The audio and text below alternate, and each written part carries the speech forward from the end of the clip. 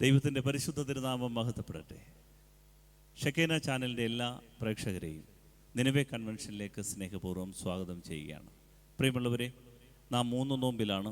ഈ ദിവസങ്ങളിൽ അനുതാപത്തിൻ്റെയും മാനസാന്തരത്തിൻ്റെയും ശക്തമായ ഒരു അഭിഷേകം നമുക്കേവർക്കും ഉണ്ടാകട്ടെ. നമുക്കറിയാം, നമ്മുടെ ജീവിതത്തെ നവീകരിക്കാൻ ദൈവത്തിൻ്റെ ആത്മാവ് തരുന്ന ആദ്യത്തെ ചവിട്ടുപടിയാണ് മാനസാന്തരം. മാനസാന്തരങ്ങൾ സംഭവിക്കണം. അതിനാണ് നമ്മുടെ എല്ലാ ശുശ്രൂഷകളും. മനസ്സിനന്തരം സംഭവിക്കാതെ ഒരു കാര്യവും ദൈവീകമായി ചെയ്യാൻ നമുക്ക് പറ്റില്ല. അതിനാൽ മാനസാന്തരത്തിൻ്റെ അഭിഷേകം ഈ 3 ദിവസവും നമുക്കേവർക്കും ഉണ്ടാകട്ടെ.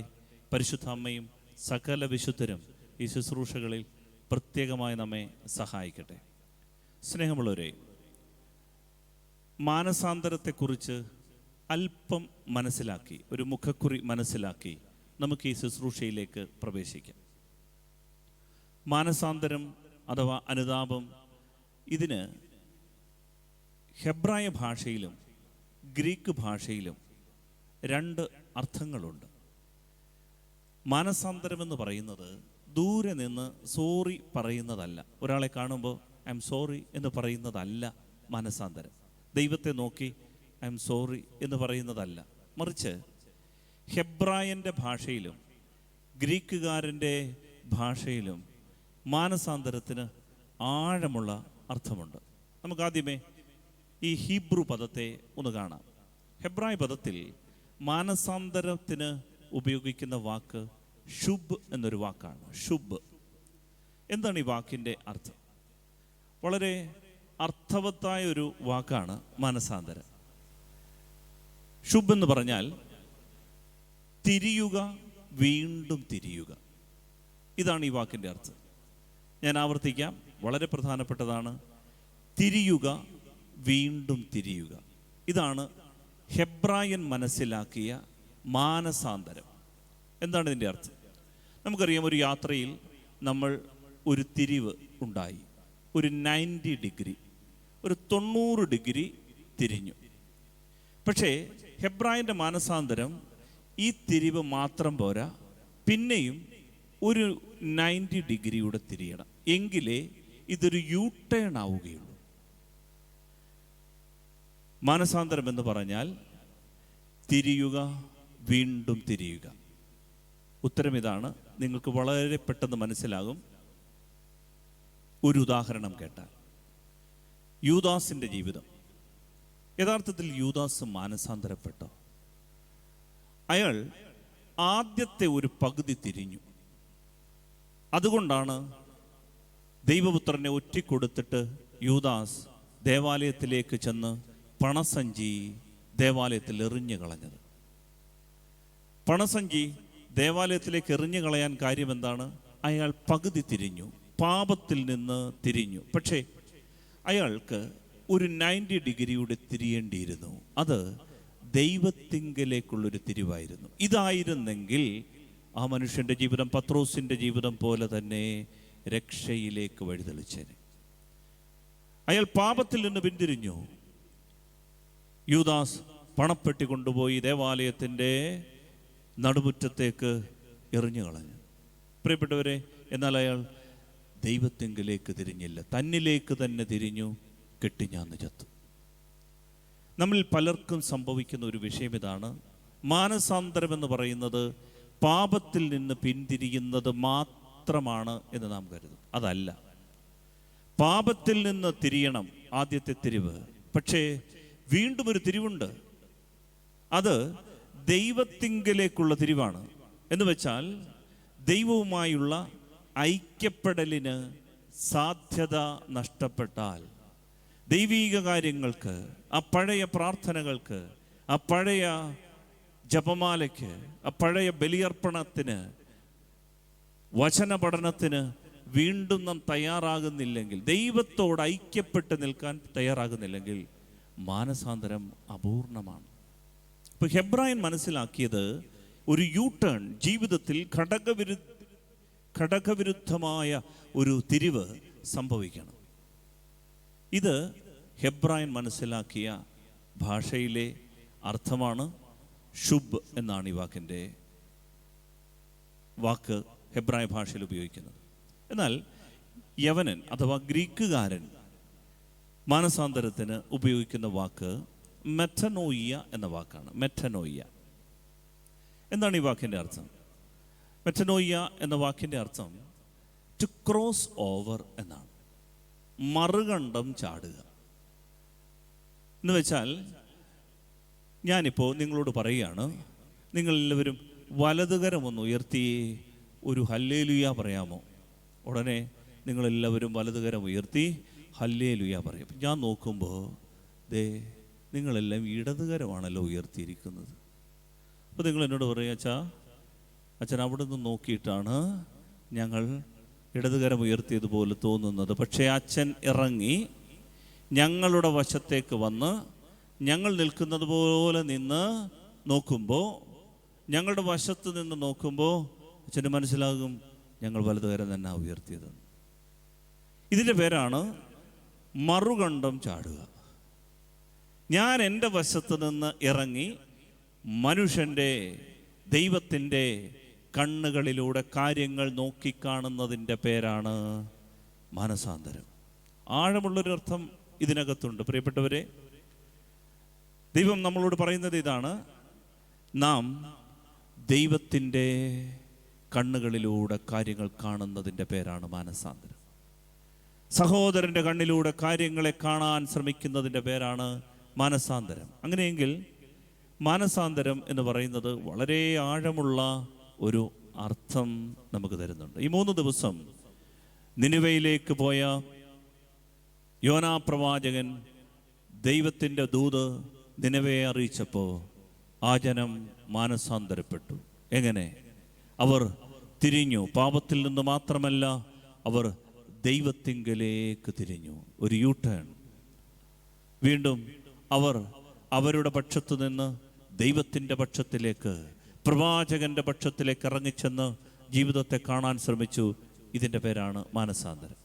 ദൂരെ നിന്ന് സോറി പറഞ്ഞിട്ട് പോകുന്നതല്ല മാനസാന്തരം. അങ്ങനെയെങ്കിൽ ഈ 3 ദിവസം നമുക്ക് നല്ല അഭിഷേകം ഉണ്ടാകാൻ ഏക വഴി തിരിയുക, വീണ്ടും തിരിയുക. നമ്മൾ ദൈവത്തിൻ്റെ കണ്ണിലൂടെ കാര്യങ്ങൾ കാണാൻ പഠിക്കുക. നമ്മൾ സഹോദരൻ്റെ കണ്ണിലൂടെ ജീവിതത്തിൻ്റെ പ്രശ്നങ്ങളെ, ജീവിതത്തിൽ നാം ഏറ്റെടുക്കേണ്ടി വരുന്ന വൈതരണികളെ കാണാൻ പഠിക്കുക. അതിനായി നമുക്കൊന്ന് പ്രാർത്ഥിക്കാം. നിങ്ങളിരിക്കുന്ന സ്ഥലങ്ങളിൽ, നിങ്ങൾ ആയിരിക്കുന്ന ഇടത്ത് ദൈവാത്മാവിൻ്റെ ചൈതന്യം ഇറങ്ങി വരട്ടെ. അനുതാപത്തിൻ്റെ ഒരു അഭിഷേകം നമ്മിലേക്ക് ദൈവാത്മാവ് വർഷിക്കട്ടെ. പ്രാർത്ഥിക്കാം. പ്രാർത്ഥനാപൂർവം ഈ ദിവസത്തെ വചനവിചാരങ്ങളിലേക്ക് നമുക്ക് പ്രവേശിക്കാം. ദൈവമേ, അനേകർക്ക് ഈ ഭൂമിയിൽ അങ്ങ് കൊടുക്കാൻ ആഗ്രഹിക്കുന്ന വലിയ വിടുതൽ, വലിയ രക്ഷ ഈ സമയം പ്രിയപ്പെട്ട ഈ മക്കളിലൂടെ അവിടുന്ന് പ്രകടമാക്കണമേ. മാനസാന്തരത്തിൻ്റെ ഫലങ്ങൾ പുറപ്പെടുവിക്കാൻ സഹായിക്കണമേ. ഇരടികളോട് ചേർന്ന് നമുക്ക് പാടാം. അനുതാപമോടെ ഞാൻ തിരികെ വരുന്നു, പ്രിയതാതന്റെ സവിധേ മടങ്ങി വരുന്നു. അനുതാപമോടെ ഞാൻ തിരികെ വരുന്നു, പ്രിയതാതന്റെ സവിധേ മടങ്ങി വരുന്നു. നിന്റെ മകനാ തീരുവാൻ യോഗ്യനല്ല, ദാസനായെങ്കിലും സ്വീകരിക്കണമേ.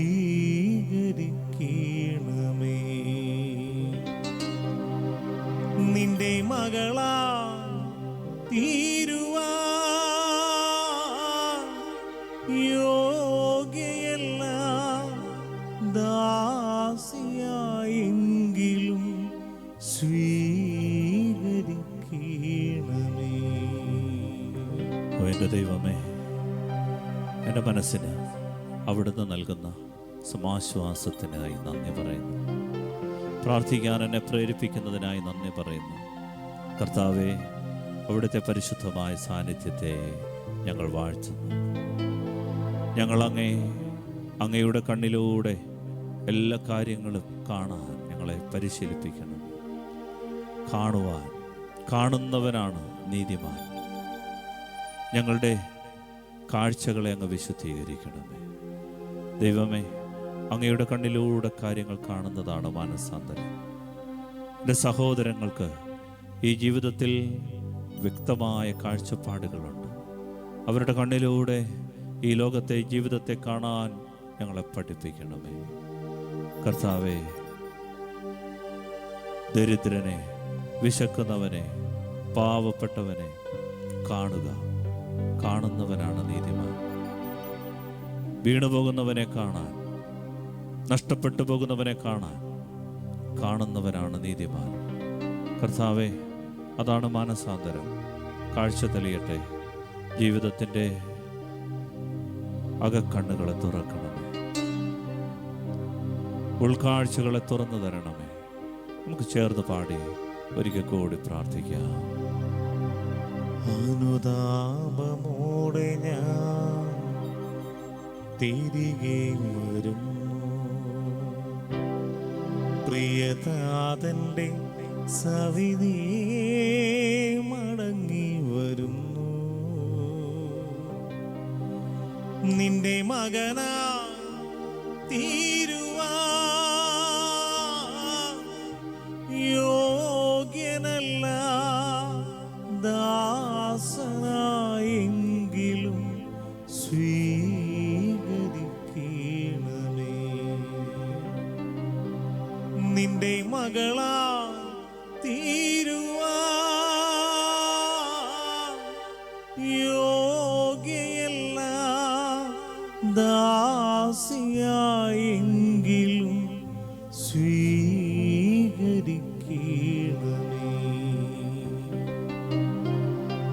ഇരു കരങ്ങളും നമ്മൾ ഇരിക്കുന്ന സ്ഥലത്ത് നിന്ന് ഒന്ന് ഇരുന്നു കൊണ്ടോ നിന്നുകൊണ്ടോ ഒന്ന് ഉയർത്തിപ്പിടിക്കാമോ? നമുക്കൊന്ന് സ്തുതിച്ച് പ്രാർത്ഥിക്കാം. Hallelujah, hallelujah.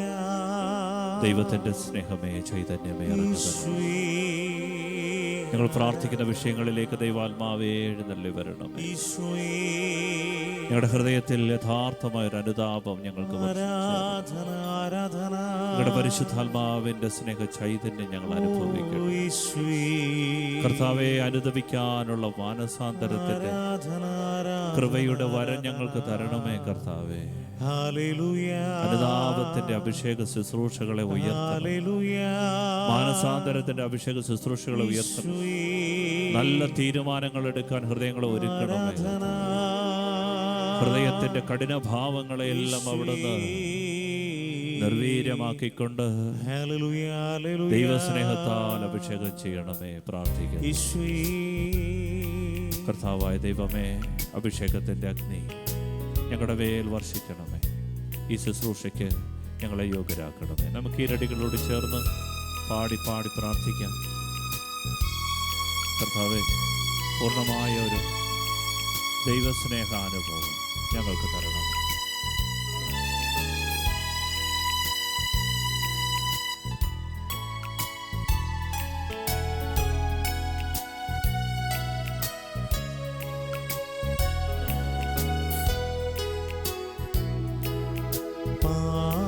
പാപബോധവും പശ്ചാത്താപവും കർത്താവേ എനിക്കീകണേ. കണ്ണീരോടും വിലാപത്തോടും പാപം ഞാനേറ്റു ചൊല്ലിടാം. ചേർന്ന് പാടാമോ? പാപബോധവും പശ്ചാത്താപവും കർത്താവേ എനിക്കീകണേ. കണ്ണീരോടും വിലാപത്തോടും പാപം ഞാനേറ്റു ചൊല്ലിടാം. അനുതാപത്തിന്റെ അഭിഷേകം നമ്മിലേക്ക് വർഷിക്കപ്പെടാൻ ആഗ്രഹിച്ചുകൊണ്ട് പൂർണ്ണമായ ജീവിതത്തെ ഒരിക്കൽ കൂടി താഴ്ത്തി ഏൽപ്പിച്ചുകൊണ്ട് കർത്താവേ, നന്ദി നിറഞ്ഞ ഒരു ഹൃദയം തരണമേ എന്ന് പ്രാർത്ഥിച്ചുകൊണ്ട് അവിടുന്ന് തുളയ്ക്കപ്പെട്ട കരം എൻ്റെ മേൽ വെച്ച് എല്ലാ പാപങ്ങളുടെ മേൽ പരിഹാരം നൽകുന്നവനാണെന്ന് വിശ്വസിച്ചുകൊണ്ട് കർത്താവെ, കൂടുതൽ തീക്ഷ്ണതയോടെ പ്രാർത്ഥിക്കാൻ ഹൃദയം തുറക്കണമേ. ഈ കൂട്ടായ്മകളെ അഭിഷേകം ചെയ്യണമേ. ഈ വചന ശുശ്രൂഷ സംബന്ധിക്കുന്ന അനേകരെ കർത്താവിൻ്റെ ആത്മാവ് ഇപ്പോൾ സ്പർശിക്കട്ടെ. അനുതാപത്തിൻ്റെ കൃപയുണ്ടാകട്ടെ. കർത്താവായ ദൈവമേ, ഞങ്ങളുടെ കണ്ണുകളെ അന്ധമാക്കിയിരിക്കുന്ന ലോകത്തിൻ്റെ അരൂപി ഇപ്പോൾ വിട്ടുമാറിപ്പോകട്ടെ. ഞങ്ങളുടെ കാഴ്ചപ്പാടുകളെ ഇരുളാക്കിക്കൊണ്ടിരിക്കുന്ന ലോകത്തിൻ്റെ അരൂപി വിട്ടുമാറിപ്പോകട്ടെ. ഹൃദയങ്ങൾ തുറക്കപ്പെടട്ടെ. കാൽവരി കുരിശിൽ നിന്നൊഴുകിയിറങ്ങുന്ന അവിടുത്തെ തിരുരക്തത്തിൻ്റെ അഭിഷേകത്താൽ ഹൃദയങ്ങൾ അനുതാപാർദ്രമാകട്ടെ. കണ്ണുനീരിൻ്റെ അഭിഷേകം നൽകണമേ. പ്രാർത്ഥിക്കാൻ, മാനസാന്തരത്തിന് തക്ക ഫലം പുറപ്പെടുവിക്കാൻ അഭിഷേകം ചെയ്യണമേ. ചേർന്ന് പ്രാർത്ഥിക്കാം. നീതിമാനായി അന്യരെ താഴ്ത്തി ദുർവിധികൾ ഞാൻ ചെയ്യില്ല. നീതിമാനായി അന്യരെ താഴ്ത്തി ദുർവിധികൾ ഞാൻ ചെയ്യില്ല. പാപകാരണം അന്യനാണെന്ന് ന്യായവാദവും ചെയ്യില്ല. പാപകാരണം അന്യനാണെന്ന് ന്യായവാദവും ചെയ്യില്ല. പാപബോധവും പശ്ചാത്താപവും കർത്താവേ എനിക്കേകണേ. കണ്ണീരോടും വിലാപത്തോടുമെൻ പാപം ഞാനേറ്റു ചൊല്ലിടാം. കരങ്ങളും ഒന്ന് ഉയർത്തി ഒരിക്കൽ കൂടി നമുക്കൊന്ന് സ്തുതിക്കാം. ഹല്ലേലൂയ. അനുതാപത്തിന്റെ അഭിഷേകം തരുന്ന കർത്താവേ, ഈ സമൂഹത്തിന്റെ മേൽ, ഈ കുടുംബങ്ങളുടെ മേൽ കർത്താവെ, പ്രേക്ഷിതരായി ഈ ശുശ്രൂഷകളെ സംബന്ധിക്കുന്നവരുടെ മേൽ, പ്രേക്ഷകരായി കർത്താവെ വചന ധ്യാനത്തിന് മുൻപിലിരിക്കുന്നവരുടെ മേൽ ആത്മാവിന്റെ വലിയ അഭിഷേകം കർത്താവ് വർഷിക്കണമേ. കർത്താവെ, ഈ ജീവിതത്തിൽ മാറ്റാൻ പറ്റാത്ത, ജീവിതത്തിൽ കഠിനമായി ഉറഞ്ഞു പോയിട്ടുള്ള തഴക്കദോഷങ്ങളിൽ നിന്ന് വിടുതൽ നൽകണമേ. പൂർണ്ണമായൊരു മാനസാന്തരത്തിന് അഭിഷേകം നൽകണമേ. ഏതെങ്കിലും മേഖലകളിൽ വിശുദ്ധീകരണത്തിന് ഇനിയും കർത്താവേ മടുപ്പ് തോന്നുന്നുണ്ടെങ്കിൽ ആ മേഖലകളിലേക്ക് ദൈവത്തിന്റെ ആത്മാവേ ശക്തിയോടെ ഇറങ്ങി വരണമേ എന്ന് പ്രാർത്ഥിക്കുന്നു. കരുണ തോന്നണമേ. ദൈവ കരുണ ഒഴുകി ഇറങ്ങണമേ. ദൈവ കരുണ ഒഴുകി ഇറങ്ങണമേ. ദൈവ കരുണ ഒഴുകി ഇറങ്ങണമേ. കർത്താവേ, അഭിഷേകം ചെയ്യണമേ. കരങ്ങൾ നെഞ്ചോട് ചേർത്ത് വെച്ച് ഈരടികളോട് ചേർന്ന് പാടാം ഒരിക്കൽ കൂടി.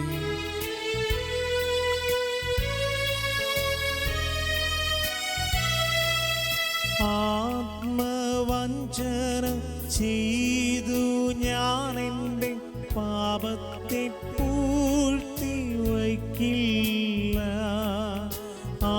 ആത്മവഞ്ചന ചെയ്തു ഞാൻ എൻ്റെ പാപത്തെ പൂഴ്ത്തി വയ്ക്കില്ല.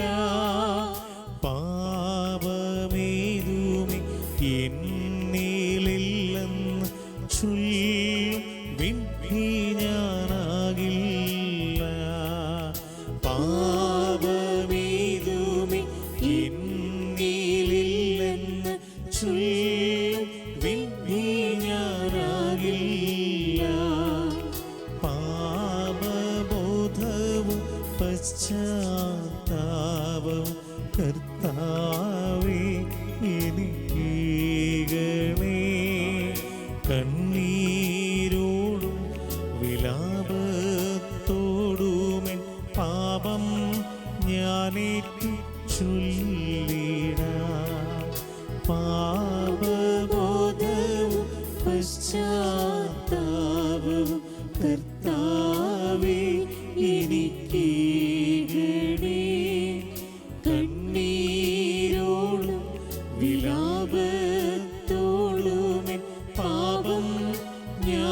ഏറ്റു ചൊല്ലിടാം.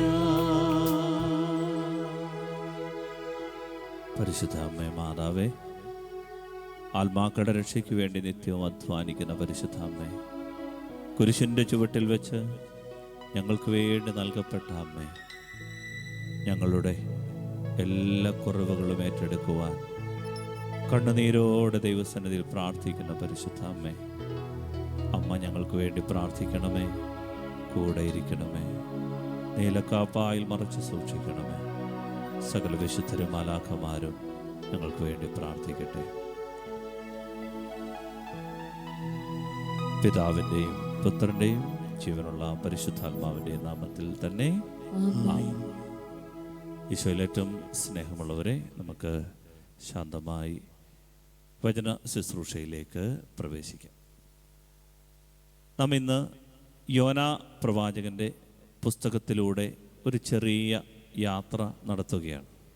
4 അധ്യായങ്ങൾ മാത്രമുള്ളൊരു പുസ്തകമാണിത്. നമ്മൾ ഒത്തിരി തവണ വായിച്ചിട്ടുണ്ട്. ഇതിൻ്റെ മുഖക്കുറിയിൽ നമ്മൾ വായിക്കുന്നുണ്ട്, ഇതൊരു ചരിത്ര പുസ്തകം അല്ല. ബൈബിളിലെ പല കാര്യങ്ങളും ചരിത്രത്തിൽ രേഖപ്പെടുത്തിയതും അല്ല. എന്തുകൊണ്ടാണ് അങ്ങനെ ബൈബിളിൽ എഴുതുന്നത്? കാരണം ഇത്രയേ ഉള്ളൂ, ചരിത്രം പറയാനുള്ള കാര്യങ്ങൾ ചരിത്ര പുസ്തകത്തിൽ എഴുതിയാൽ മതി. ഇത് ബൈബിളാണ്, ദൈവദൂതാണ്, എനിക്കും നിങ്ങൾക്കുമുള്ള ദൈവത്തിൻ്റെ സന്ദേശമാണ്. അതുകൊണ്ടാണ് ഇത് സന്ദേശമായി ദൈവം നമുക്ക് തരുന്നത്. ഈ സന്ദേശം ദൈവികമായ ഉൾക്കാഴ്ചകൾ തരുന്ന ഈ സന്ദേശം നമുക്ക് ശ്രദ്ധാപൂർവം കേൾക്കാം. നാം മനസ്സിലാക്കുന്നത് ആദ്യത്തെ ദിവസം സാർവത്രികമായ രക്ഷയെക്കുറിച്ചാണ്. യോനാ പ്രവാചകൻ നിനവേ എന്ന മഹാനഗരത്തിലേക്ക് പോയി.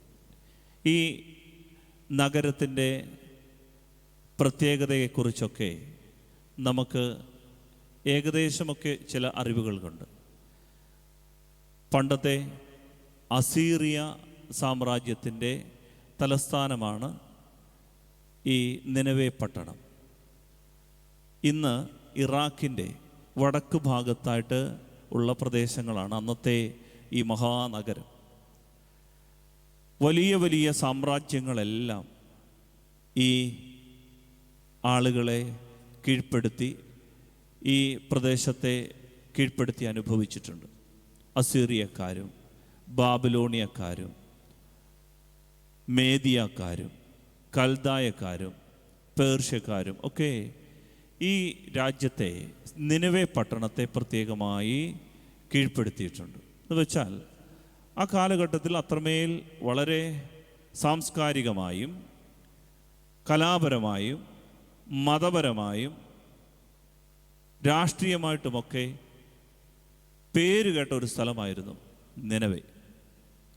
ഈ സ്ഥലത്തേക്ക് വിജാതീയർ തിങ്ങിപ്പാർക്കുന്ന ഈ സ്ഥലത്തേക്ക് ദൈവം തൻ്റെ പ്രവാചകനായ യോനായെ അയക്കുകയാണ്. കാരണം ഇത്രയേ ഉള്ളൂ. ബൈബിൾ പറയുന്ന ഉത്തരം ഇതാണ്: ദൈവം രക്ഷയെ യഹൂദരുടെ ഇടയിൽ മാത്രം ചുരുക്കാറില്ല. Salvation is not confined in Jerusalem.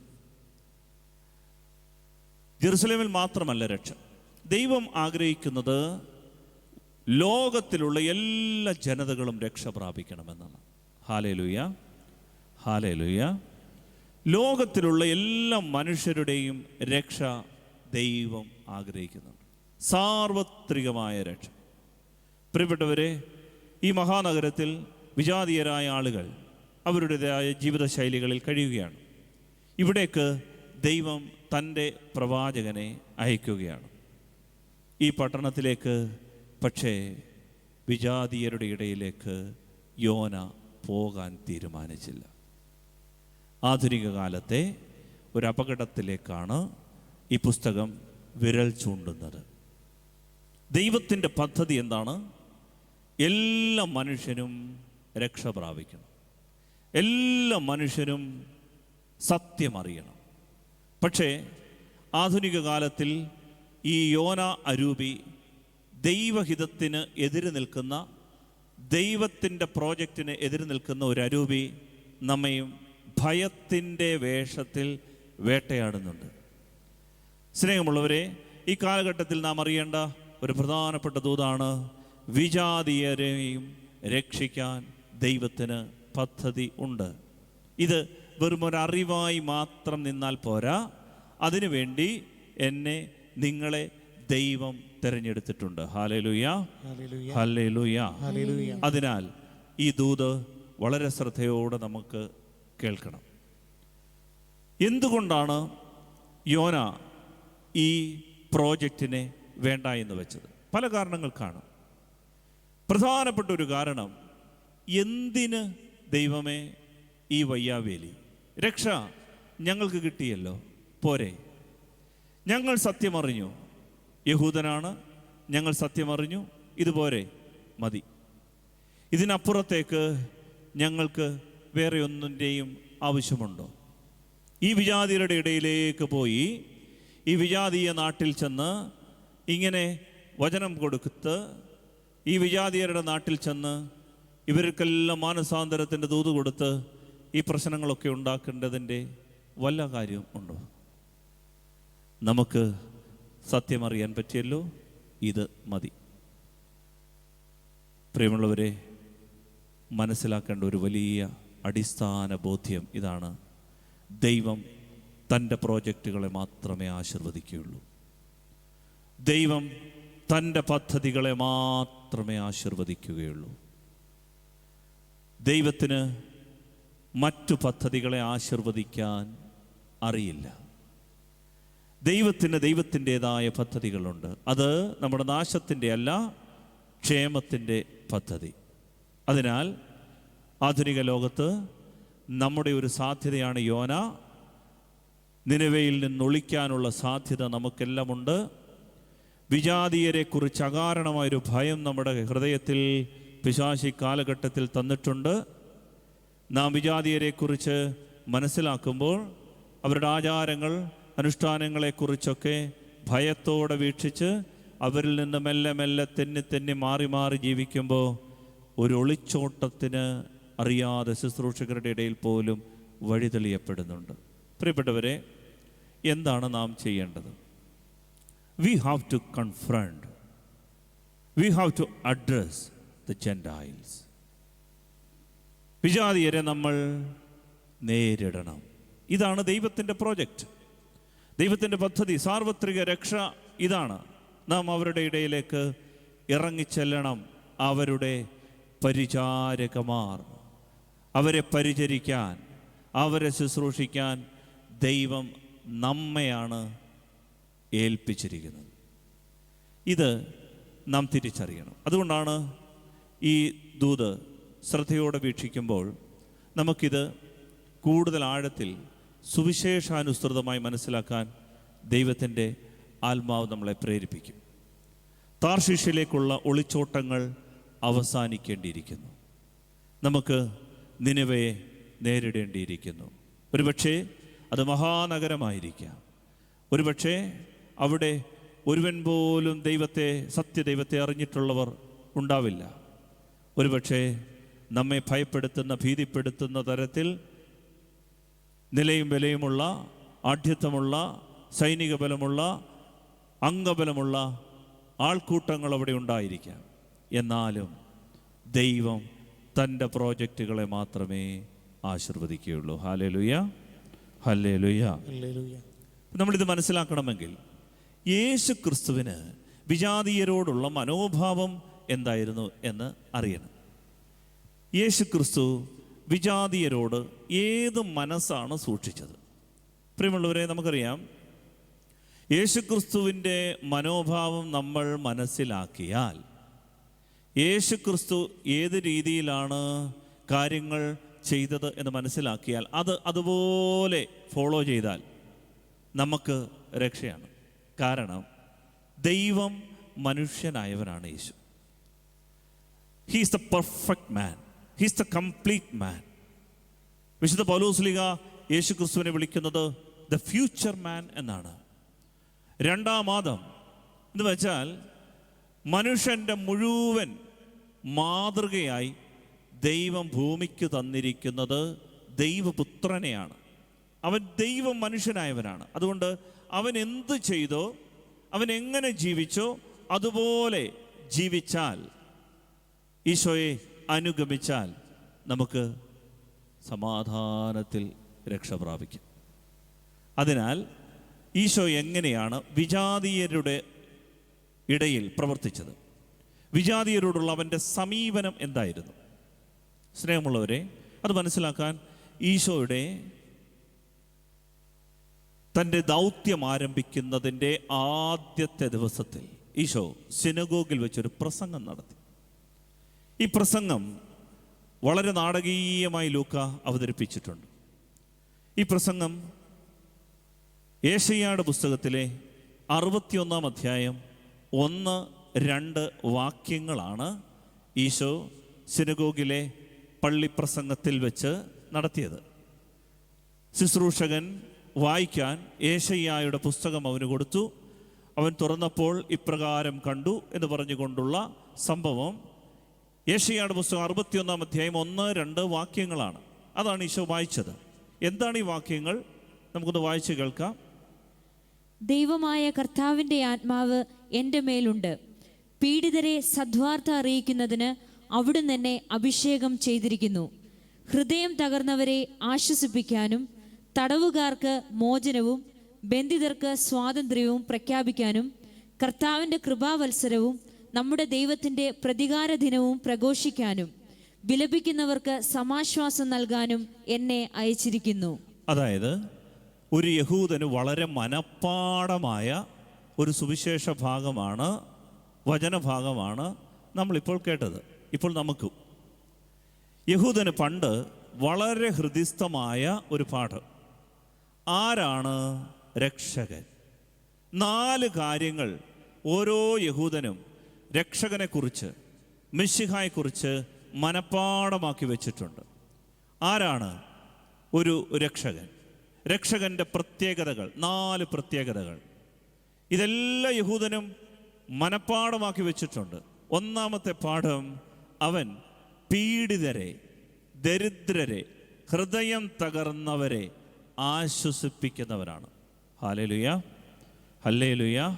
രക്ഷകനെ കുറിച്ചുള്ള അവരുടെ ചിത്രമാണ് ഒന്നാമത്തെ ചിത്രം. അവൻ ദരിദ്രർക്ക് ആശ്വാസം കൊടുക്കും, പീഡിതർക്ക്, ഹൃദയം തകർന്നവർക്ക് സമാശ്വാസം, വിലപിക്കുന്നവർക്ക് സമാശ്വാസം കൊടുക്കാൻ വരുന്നവനായിരിക്കും മിശിഹ.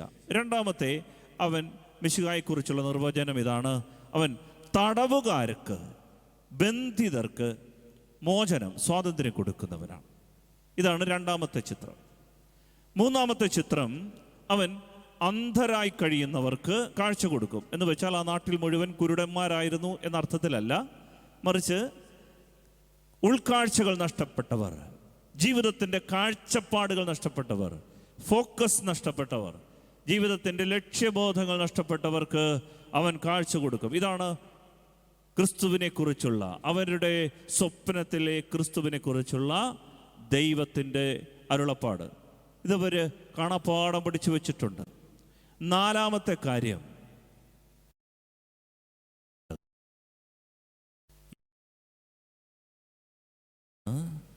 നമ്മുടെ കർത്താവിൻ്റെ പ്രതികാര ദിനം പ്രഖ്യാപിക്കാൻ അവൻ വരും. എന്ന് വെച്ചാൽ വിജാതീയരുടെ മേൽ കർത്താവിൻ്റെ പ്രതികാരം വർഷിക്കാൻ മിശിഹ വരും. സ്നേഹമുള്ളവരെ, യേശയ്യാ പ്രവാചകൻ്റെ പുസ്തകം ഈശോയുടെ കയ്യിലേക്ക് കൊടുത്തു. സിനഗോഗിൽ ഈശോ എഴുന്നേറ്റ് നിന്നു.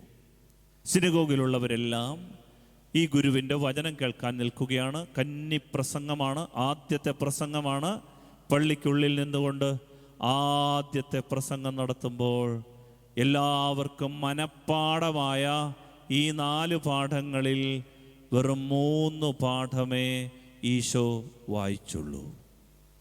ആലോചിച്ച് നോക്കിക്കേ, 4 കാര്യങ്ങളും ഇരിക്കുന്നവർക്കെല്ലാം അറിയാം. പക്ഷേ അവർ ശ്രദ്ധിച്ചപ്പോൾ 3 പാഠമേ വായിച്ചിട്ടുള്ളൂ. 4-ാമത്തെ പാഠം ലൂക്കായുടെ സുവിശേഷം 4-ാം അധ്യായത്തിൽ നമ്മൾ കാണുന്നുണ്ട്. 4-ാമത്തെ പാഠം വായിച്ചിട്ടില്ല. Hallelujah. Hallelujah. Hallelujah. He left out one sentence from the sacred scripture. പരിശുദ്ധമായ വചനത്തിൽ നിന്ന്, പുസ്തകത്തിൽ നിന്ന് ദൈവാത്മാവ് അവർക്ക് എഴുതി കൊടുത്ത ഈ പ്രമാണത്തിൽ നിന്ന്, പ്രവചനദൂതിൽ നിന്ന് അവരെന്തുകൊണ്ട് ഒരു വാക്യം ഉച്ചരിച്ചില്ല? അതാണ് സിനഗോഗിലുള്ള എല്ലാവരും അവനെ ഉറ്റുനോക്കിക്കൊണ്ടിരിക്കാൻ കാരണം. സൂക്ഷിച്ചു നോക്കിക്കൊണ്ടിരിക്കുകയാണ്. എന്തേ? അവൻ രക്ഷകനെ കുറിച്ചുള്ള ഈ പ്രവചനങ്ങളിൽ 4-ാമത്തെ സെന്റൻസ്, 4-ാമത്തെ വാക്യം വിട്ടുകളഞ്ഞത്. അപ്പോൾ ഈശോയ്ക്ക് മനസ്സിലായി, ഈ നോട്ടം പന്തിയല്ല, ഈ നോട്ടം അത്ര സൂക്ഷിച്ച് കൈകാര്യം ചെയ്യേണ്ട ഒരു നോട്ടമാണ്. അതുകൊണ്ട് ഈശോ വിശദീകരിക്കാൻ തുടങ്ങി. ശ്രദ്ധിക്കണം, നമ്മുടെ വിഷയം വിജാതീയരുടെ ഇടയിലേക്കുള്ള സഭയുടെ, നമ്മുടെ ഇറക്കത്തെക്കുറിച്ചാണ്. ക്രിസ്തുവിൻ്റെ മനോഭാവം എന്താണ്?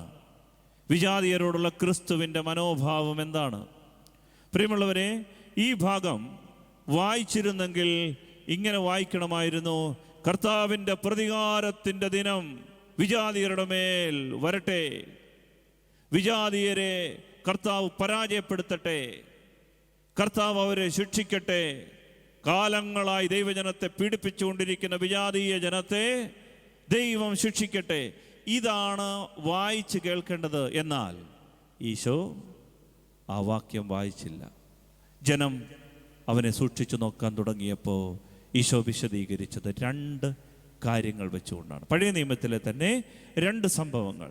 ഈശോ എങ്ങനെയാണ് അത് വ്യാഖ്യാനിക്കുന്നത്? ലൂക്കായുടെ സുവിശേഷത്തിൽ 4-ാം അധ്യായത്തിൻ്റെ 18-19 വാക്യങ്ങളൊന്ന് വായിക്കാമോ?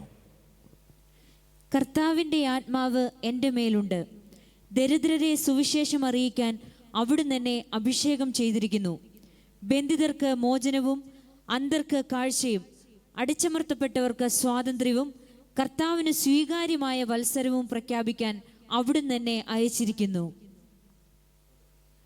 പുസ്തകം അടച്ച് ശുശ്രൂഷകനെ ഏൽപ്പിച്ചതിനു ശേഷം അവൻ ഇരുന്നു. സിനഗോഗിൽ ഉണ്ടായിരുന്ന എല്ലാവരും അവനെ ഉറ്റുനോക്കിക്കൊണ്ടിരുന്നു. അവൻ അവരോട് പറയാൻ തുടങ്ങി: നിങ്ങൾ കേട്ടിരിക്കെ തന്നെ ഇന്ന് ഈ തിരുവെഴുത്ത് നിറവേറ്റിയിരിക്കുന്നു. എല്ലാവരും അവനെപ്പറ്റി പ്രശംസിച്ച് പറയുകയും അവൻ്റെ നാവിൽ നിന്ന് പുറപ്പെട്ട കൃപാവചസ്സു കേട്ട് അത്ഭുതപ്പെടുകയും ചെയ്തു. ഇവൻ ജോസഫിൻ്റെ മകനല്ലേ എന്ന് അവർ ചോദിച്ചു. അവൻ അവരോട് പറഞ്ഞു: വൈദ്യ, നിന്നെ തന്നെ സുഖപ്പെടുത്തുക എന്ന ചൊല്ല് ഉദ്ധരിച്ചുകൊണ്ട്, തീർച്ചയായും നിങ്ങൾ എന്നോട് കഫർനാമിൽ നീ ചെയ്ത അത്ഭുതങ്ങൾ ഇവിടെ നിന്റെ സ്വന്തം സ്ഥലത്ത് ചെയ്യുക എന്നും പറയും. എന്നാൽ സത്യമായി ഞാൻ നിങ്ങളോട് പറയുന്നു, ഒരു പ്രവാചകനും സ്വന്തം നാട്ടിൽ സ്വീകരിക്കപ്പെടുന്നില്ല. സത്യമായി ഞാൻ നിങ്ങളോട് പറയുന്നു, ഏലിയ പ്രവാചകന്റെ കാലത്ത് ഇസ്രായേലിൽ അനേകം വിധവകൾ ഉണ്ടായിരുന്നു. അന്ന് 3 വർഷവും 6 മാസവും ആകാശം അടയ്ക്കപ്പെടുകയും ഭൂമിയിലെങ്ങും രൂക്ഷമായ ക്ഷാമം ഉണ്ടാവുകയും ചെയ്തു. സറപ്തായിലെ ഒരു വിധവയുടെ അടുക്കലേക്കല്ലാതെ മറ്റാരുടെ അടുക്കലേക്കും ഏലിയ അയക്കപ്പെട്ടില്ല. ശ്രദ്ധിക്കണം, ഈശോ ഏലിയായുടെ കാലത്ത് നടന്നൊരു സംഭവം പറയുകയാണ്. അന്ന് യഹൂദരുടെ നാട്ടിൽ ഇഷ്ടംപോലെ വിധവകളുണ്ടായിരുന്നു. ദൈവജനത്തിൻ്റെ ഇടയിൽ ഇഷ്ടംപോലെ വിധവകളുണ്ടായിരുന്നു. എന്നാൽ നിങ്ങളുടെ പ്രവാചകനായ ഏലിയായെ ദൈവം അയച്ചത് സീദോനിലെ സെറപ്ത എന്ന നാട്ടിലെ, വിജാതീയരുടെ നാട്ടിലെ ഒരു വിധവയുടെ അടുത്തേക്കല്ലേ? ഏലിയ അവർക്കെതിരെ യുദ്ധം പ്രഖ്യാപിച്ചോ? ഏലിയ വിജാതീയർക്കെതിരെ പ്രതികാരത്തിൻ്റെ ദിനം, the day of God's vengeance പ്രഖ്യാപിച്ചോ? ഇല്ലല്ലോ. നിങ്ങളുടെ പ്രവാചകനായ ഏലിയ പ്രതികാരം ചെയ്യാത്ത വിജാതീയരുടെ മേൽ ഞാൻ പ്രതികാരം ചെയ്യണോ? വീണ്ടും ഈശോ അടുത്ത സംഭവം പറയുകയാണ്. ഏലീശ പ്രവാചകന്റെ കാലത്ത് ഇസ്രായേലിൽ അനേകം കുഷ്ഠരോഗികൾ ഉണ്ടായിരുന്നു. എന്നാൽ അവരിൽ സിറിയാക്കാരനായ നാമാനല്ലാതെ മറ്റാരും സുഖമാക്കപ്പെട്ടില്ല. ഇതു കേട്ടപ്പോൾ സിനഗോഗിലുണ്ടായിരുന്ന എല്ലാവരും കോപാകുലരായി. പ്രിയപ്പെട്ടവരെ, വീണ്ടും ഈശോ പറയാണ്, നിങ്ങളുടെ നാട്ടിലെ ശക്തനായ മറ്റൊരു പ്രവാചകനില്ലേ, എലീഷ. എലീഷ എന്താ ചെയ്തത്? ഇസ്രായേലിൽ അന്ന് ധാരാളം കുഷ്ഠരോഗികൾ ഉണ്ടായിരുന്നല്ലോ. പക്ഷേ ദൈവത്തിൻ്റെ സൗഖ്യം വിളിച്ചിറക്കിയത് നാമാൻ എന്ന് പറയുന്ന ഒരു മനുഷ്യനല്ലേ. അവൻ എവിടുത്തുകാരനാണ്? സിറിയായിലെ ഒരു സൈന്യാധിപൻ. വിജാതീയനായ നാമാന് മാത്രമല്ലേ ദൈവം സൗഖ്യം കൊടുത്തത്? എന്നിട്ട് ഈശോ ചോദിക്കുകയാണ്, നിങ്ങളുടെ പ്രവാചകനായ ഏലീശ വിജാതിയർക്കെതിരെ പ്രതികാരം ചെയ്തില്ല, മറിച്ച് എന്താണ് ചെയ്തത്? സൗഖ്യം കൊടുത്തു. വിജാതിയർക്ക് സൗഖ്യം കൊടുത്തു, വിജാതിയർക്ക് ആശ്വാസം കൊടുത്തു, വിജാതിയരെ ഉയർപ്പിച്ചു. ഇങ്ങനെ പ്രവാചകന്മാരുള്ള നിങ്ങളുടെ പാരമ്പര്യത്തിൽ ഞാൻ ഈ വിജാതിയർക്കെതിരെ യുദ്ധം പ്രഖ്യാപിക്കണോ? പ്രിയപ്പെട്ടവരെ, വിജാതിയർ പരാജയപ്പെടുത്തപ്പെടേണ്ടവരല്ല. ഈശോയുടെ മനോഭാവം ഇതാണ്. യേശു വന്നത് പ്രതികാരം ചെയ്യാൻ അല്ല, മറിച്ച് വിജാതിയരെ പരിചരിക്കാനാണ്. സ്നേഹമുള്ളവരെ, നമ്മുടെ സുവിശേഷ പ്രഘോഷണവും അനുഷ്ഠാനങ്ങളും മാത്രമായി സഭ ഒതുങ്ങേണ്ടതല്ല. വചനപ്രഘോഷണങ്ങളും കുറെ അനുഷ്ഠാന വിധികളും മാത്രമായി തീരാൻ വിധിക്കപ്പെട്ടതല്ല സഭ. മറിച്ച് നാം ഇറങ്ങണം വിജാതിയരുടെ ഇടയിലേക്ക്. അവർക്ക് വേണ്ടുന്ന സൗഖ്യം വിളിച്ചിറക്കാനും അവരെ പരിചരിക്കുവാനും എന്ന് നാം തയ്യാറാകുന്നു, അന്നാണ് സാർവത്രികമായ രക്ഷയുടെ വാതിലുകൾ തുറക്കപ്പെടുക. ഇത് ദൈവത്തിൻ്റെ പദ്ധതിയാണ്. ഇതിനാണ് യോന നിനവയിലേക്ക് അയക്കപ്പെട്ടത്. അറിഞ്ഞോ അറിയാതെയോ യോനായുടെ അരൂപി നമ്മെ പിടികൂടുന്നുണ്ട്. യോനായുടെ മടി, ഭയം, ഒളിച്ചോട്ടം.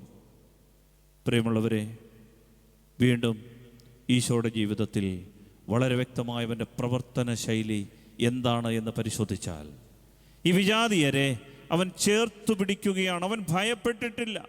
ഞാൻ പറയുന്നത് അവരുടെ ആചാരങ്ങളെ അനുഷ്ഠാനങ്ങളെയോ അനുധാവനം ചെയ്യാനല്ല, മറിച്ച് മാനവികതയുടെ മനുഷ്യ സ്നേഹത്തിൻ്റെ ഒരു കരം അവരുടെ മേൽ ചേർത്തു പിടിക്കാൻ സഭ നാം ശ്രദ്ധിക്കണം.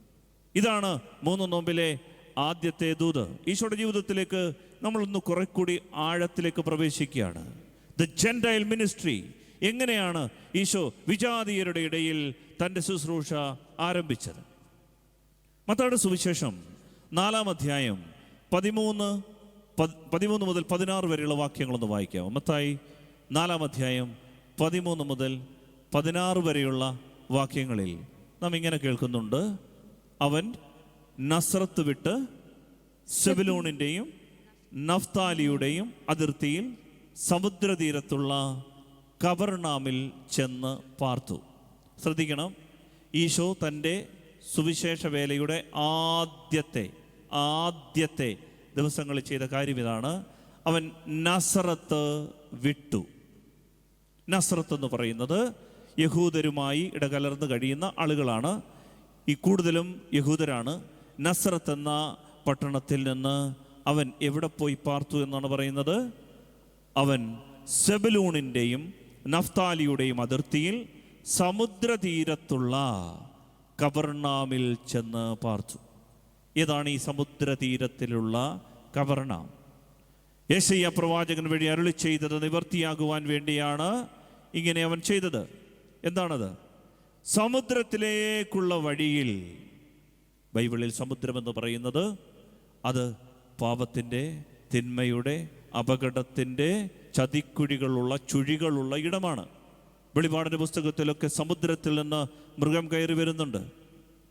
സ്നേഹമുള്ളവരെ, സമുദ്രത്തിലേക്കുള്ള വഴിയിൽ എന്ന് പറഞ്ഞാൽ പിശാചിന് അവകാശപ്പെട്ട് കിടക്കുന്ന ജനതകളുടെ ഇടയിലേക്ക്. പിശാച് അവകാശം പറയാൻ, എല്ലാ തരത്തിലും തലങ്ങളിലും അവരുടെ മേൽ ആധിപത്യം പുലർത്താൻ, തിന്മ പ്രബലമാകാൻ ഒരുമ്പെട്ടിരിക്കുന്ന ഒരു ജനതയുടെ ഇടയിലേക്ക് ഈശോ ബോധപൂർവം നസ്രത്ത് വിട്ട് ചെന്ന് പാർത്തു. ബൈബിൾ ഒരു കാര്യം എഴുതി വച്ചിരിക്കുന്നത് ചരിത്രം പറയാൻ വേണ്ടി മാത്രമല്ല. ഞാൻ ആവർത്തിക്കുന്നു, ചരിത്രം പറയാനായിരുന്നെങ്കിൽ ഏതെങ്കിലും ചരിത്ര പുസ്തകത്തിൽ എഴുതിയാൽ മതി. ഇതെനിക്കും നിങ്ങൾക്കുമുള്ള ദൂതാണ്. അവൻ നസ്രത്ത് വിട്ടു. ഇതാണ് ക്രിസ്തുവിൻ്റെ ശൈലി. അവൻ സ്വന്തം ജനത്തെ വിട്ട് വിജാതിയരുടെ ഇടയിലേക്ക് പോയി. ഏതാണ് ഈ വിജാതിയരുടെ ഗലീലി? ഗലീലിയെക്കുറിച്ച്, വിജാതിയരുടെ ഈ ഗലീലിയെക്കുറിച്ച്, സമുദ്രതീരത്തിലേക്കുള്ള ഈ സെബൂലൂൻ നഫ്താലി പ്രദേശത്തെക്കുറിച്ച് ബൈബിൾ പറയുന്നത് ഇതാണ്: അന്ധകാരത്തിൽ സ്ഥിതി ചെയ്തിരുന്ന ജനങ്ങൾ, മരണത്തിൻ്റെ മേഖലയിലും നിഴലിലും വസിച്ചിരുന്നവർ, അവർക്കായി ഒരു ദീപ്തി, വലിയ പ്രകാശം ഉദയം ചെയ്തു. ഹല്ലേലൂയ. സർവ്വത്തിൽ പറഞ്ഞേ ഹല്ലേലൂയ, ഹല്ലേലൂയ, ഹല്ലേലൂയ, ഹല്ലേലൂയ. പ്രിയമുള്ളവരെ, ഇതാണ് ക്രിസ്തുവിൻ്റെ മനസ്സ്. സ്നേഹമുള്ളവരെ, അവൻ നസ്രത്ത് വിട്ട് സെബൂലൂണിൻ്റെയും നഫ്താലിയുടെയും പ്രദേശങ്ങളിൽ ചെന്ന് പാർത്തു. എന്തുകൊണ്ടാണ് ഇത് പറയാൻ കാര്യം? ലോകത്തോട് സുവിശേഷകർക്ക് പറയാനൊരു കാര്യമുണ്ട്. ലോകത്തോട് പറയാൻ ദൈവപുത്രന് ഒരു കാര്യം പറയാനുണ്ട്. മിശിഹ വന്നത് വിജാതിയരിൽ നിന്ന് ഒളിച്ചോടാനല്ല. മിശിഹ വന്നത് അവരെ പരാജയപ്പെടുത്താനോ അവരോട് പ്രതികാരം ചെയ്യാനോ അല്ല, മറിച്ച് പ്രകാശം പകരാനാണ്. പ്രകാശം പകരാൻ. അന്ധകാരത്തിൽ ഇരുന്ന ജനം, അവർ പ്രകാശം കണ്ടു. സ്നേഹമുള്ളവരെ, ഈശോ ചെയ്ത അതേ ജീവിതശൈലി നമുക്ക് വേണം. എങ്കിൽ മാത്രമേ സുവിശേഷം അതിൻ്റെ പൂർണ്ണതലത്തിൽ, അർത്ഥത്തിൽ നിറവേറ്റപ്പെടുകയുള്ളൂ. ഹല്ലേലൂയ, ഹല്ലേലൂയ, ഹല്ലേലൂയ, ഹല്ലേലൂയ. നമ്മൾ വിജാതിയരെ പരാജയപ്പെടുത്തേണ്ടവരല്ല, മറിച്ച് അവർ ആയിരിക്കുന്ന അന്ധകാരത്തെയാണ് നാം പരാജയപ്പെടുത്തേണ്ടത്. The darkness where they live, അതായിരിക്കണം നമ്മുടെ ലക്ഷ്യം. അതിനെയാണ് നാം പരാജയപ്പെടുത്തേണ്ടത്, മറിച്ച് വിജാതിയരെ അല്ല. 2 സംഭവങ്ങൾ ഈശോയുടെ ജീവിതത്തിൽ നടന്നത് ശ്രദ്ധയോടെ വീക്ഷിച്ചാൽ നമുക്കിത് മനസ്സിലാകും. നമ്മുടെ വിഷയം, യോന എന്തുകൊണ്ട് നിനവയിലേക്ക് പോയില്ല? യോന എന്തുകൊണ്ട് നിനവയിൽ നിന്ന് ഒളിച്ചോടി? യോന എന്തുകൊണ്ട് ഈ വിജാതീയ നാട്ടിൽ പോകാൻ മനസ്സ് കാട്ടിയില്ല? ഇതൊരു തരം അരൂപിയാണ്. ഈ അരൂപി നമ്മെ പിടികൂടാതിരിക്കാൻ ഈ ദൂത് വളരെ കാര്യക്ഷമതയോടെ, ശ്രദ്ധയോടെ, ഗൗരവത്തോടെ നാം എടുക്കണം. പ്രിയമുള്ളവരെ, ക്രിസ്തുവിൻ്റെ ജീവിതത്തിലെ, ഈശോയുടെ ജീവിതത്തിലെ 2 സംഭവങ്ങൾ. ഒന്ന്, ലൂക്കായുടെ സുവിശേഷം 7-ാം അധ്യായം 1 മുതൽ 10 വരെയുള്ള വാക്യങ്ങൾ നമ്മൾ കേട്ടാൽ, ഒരു ശതാധിപൻ്റെ ഭൃത്യനെ ഈശോ സുഖപ്പെടുത്തുന്ന സംഭവമാണ്. ശതാധിപൻ വന്നിട്ട് പറഞ്ഞു, എൻ്റെ ഭൃത്യന് മരണാസന്നനാണ്, നീ ഒന്ന് സഹായിക്കണം. ഉടനെ യഹൂദ പ്രമാണികൾ വന്നിട്ട് പറഞ്ഞു, ഈശോയെ, അവനെ സഹായിക്കണം. ഈശോ ഒരു കാര്യം ചെയ്തു. ശരി, ശതാധിപൻ്റെ വീട്ടുപേരെ പോകാൻ തീരുമാനിച്ചു.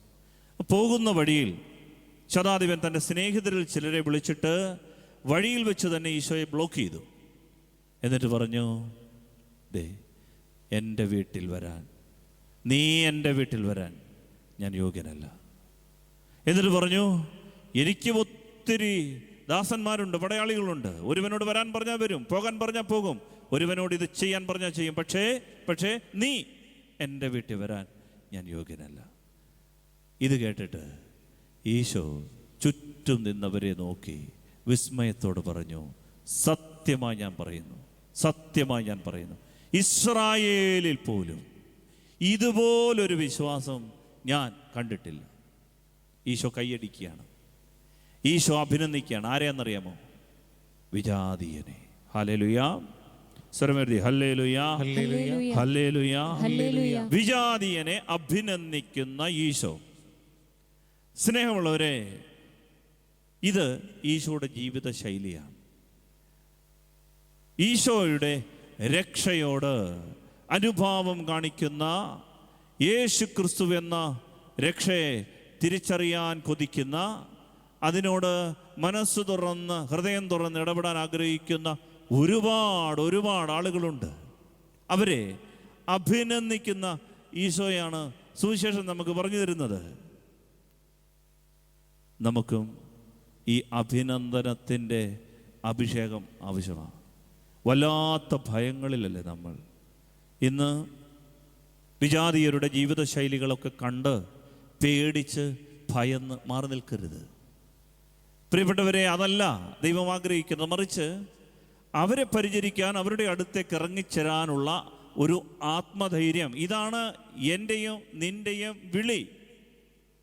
എന്തുകൊണ്ടാണ് സുവിശേഷ പ്രവർത്തനങ്ങൾക്ക് അതിൻ്റെ പൂർണ്ണത, പക്വത ഇന്നും പ്രാപിക്കാൻ പറ്റാതെ പോകുന്നത്? അതിൻ്റെ ഒരു കാരണം പ്രിയമുള്ളവരെ ഞാൻ മനസ്സിലാക്കുന്നത് ഇതാണ്: നമുക്ക് വിജാതീയരെ പരിചരിക്കാനുള്ള ഒരു തഴക്കം, ഒരു ആത്മബലം നഷ്ടമായിക്കൊണ്ടിരിക്കുന്നു.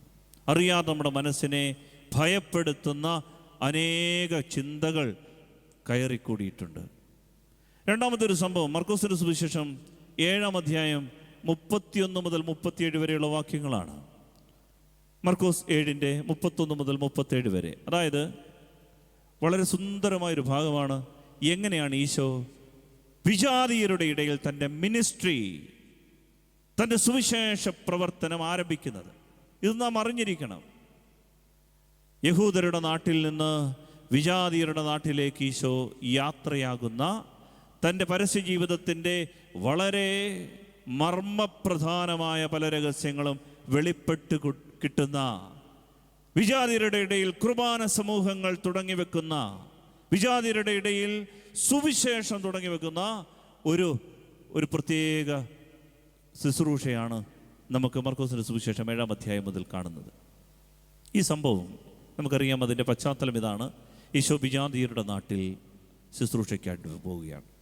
ഈ ശുശ്രൂഷ ഉദ്ഘാടനം ചെയ്തത് ആരാണെന്നറിയാം?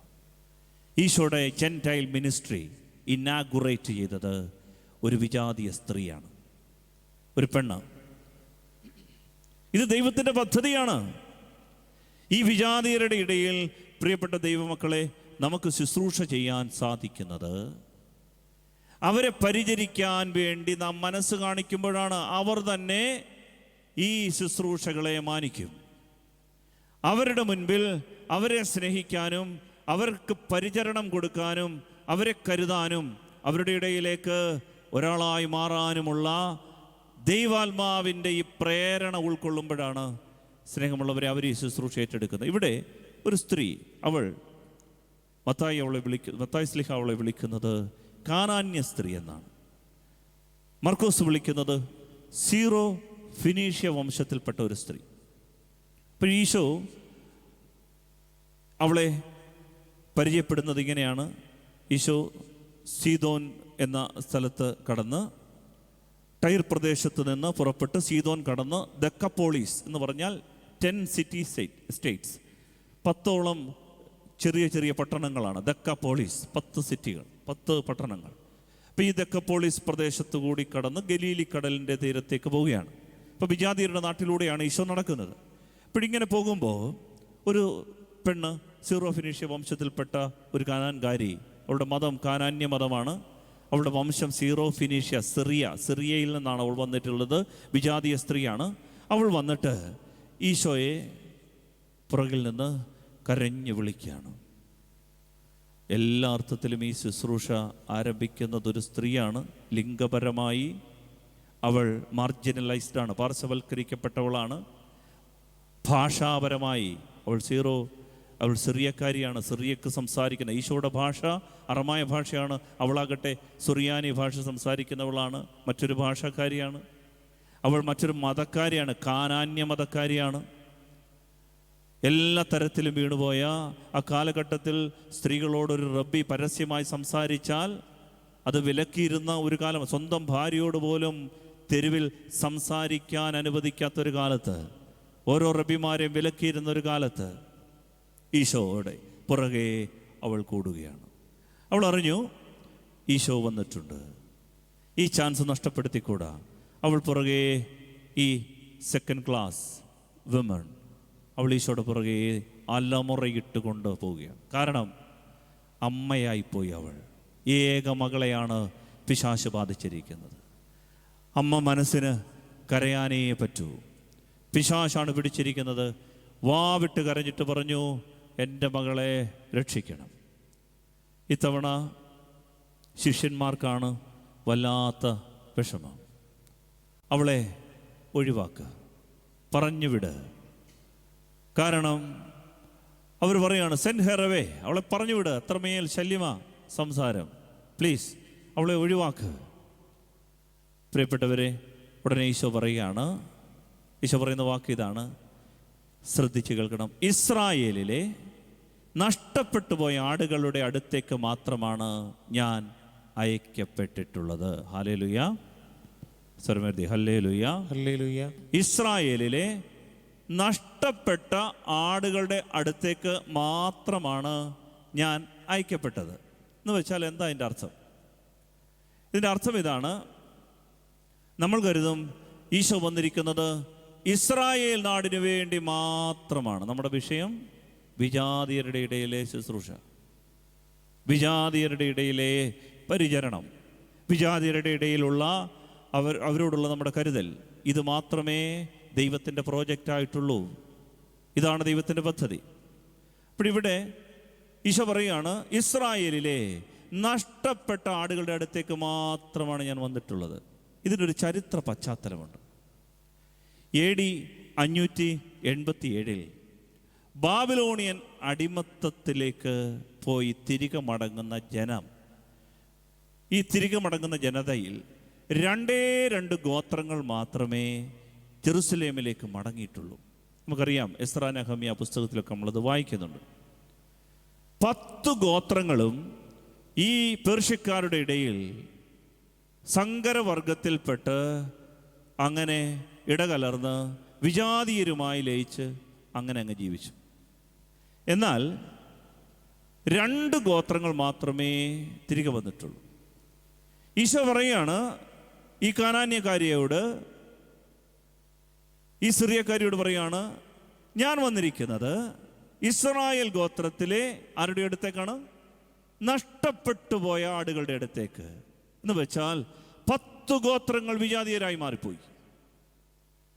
അപ്പോൾ ഈശോ വന്നത് ആർക്ക് വേണ്ടിയാ? ഈ വിജാതീയർക്ക് വേണ്ടി കൂടിയാണ് ഈശോ വന്നത്.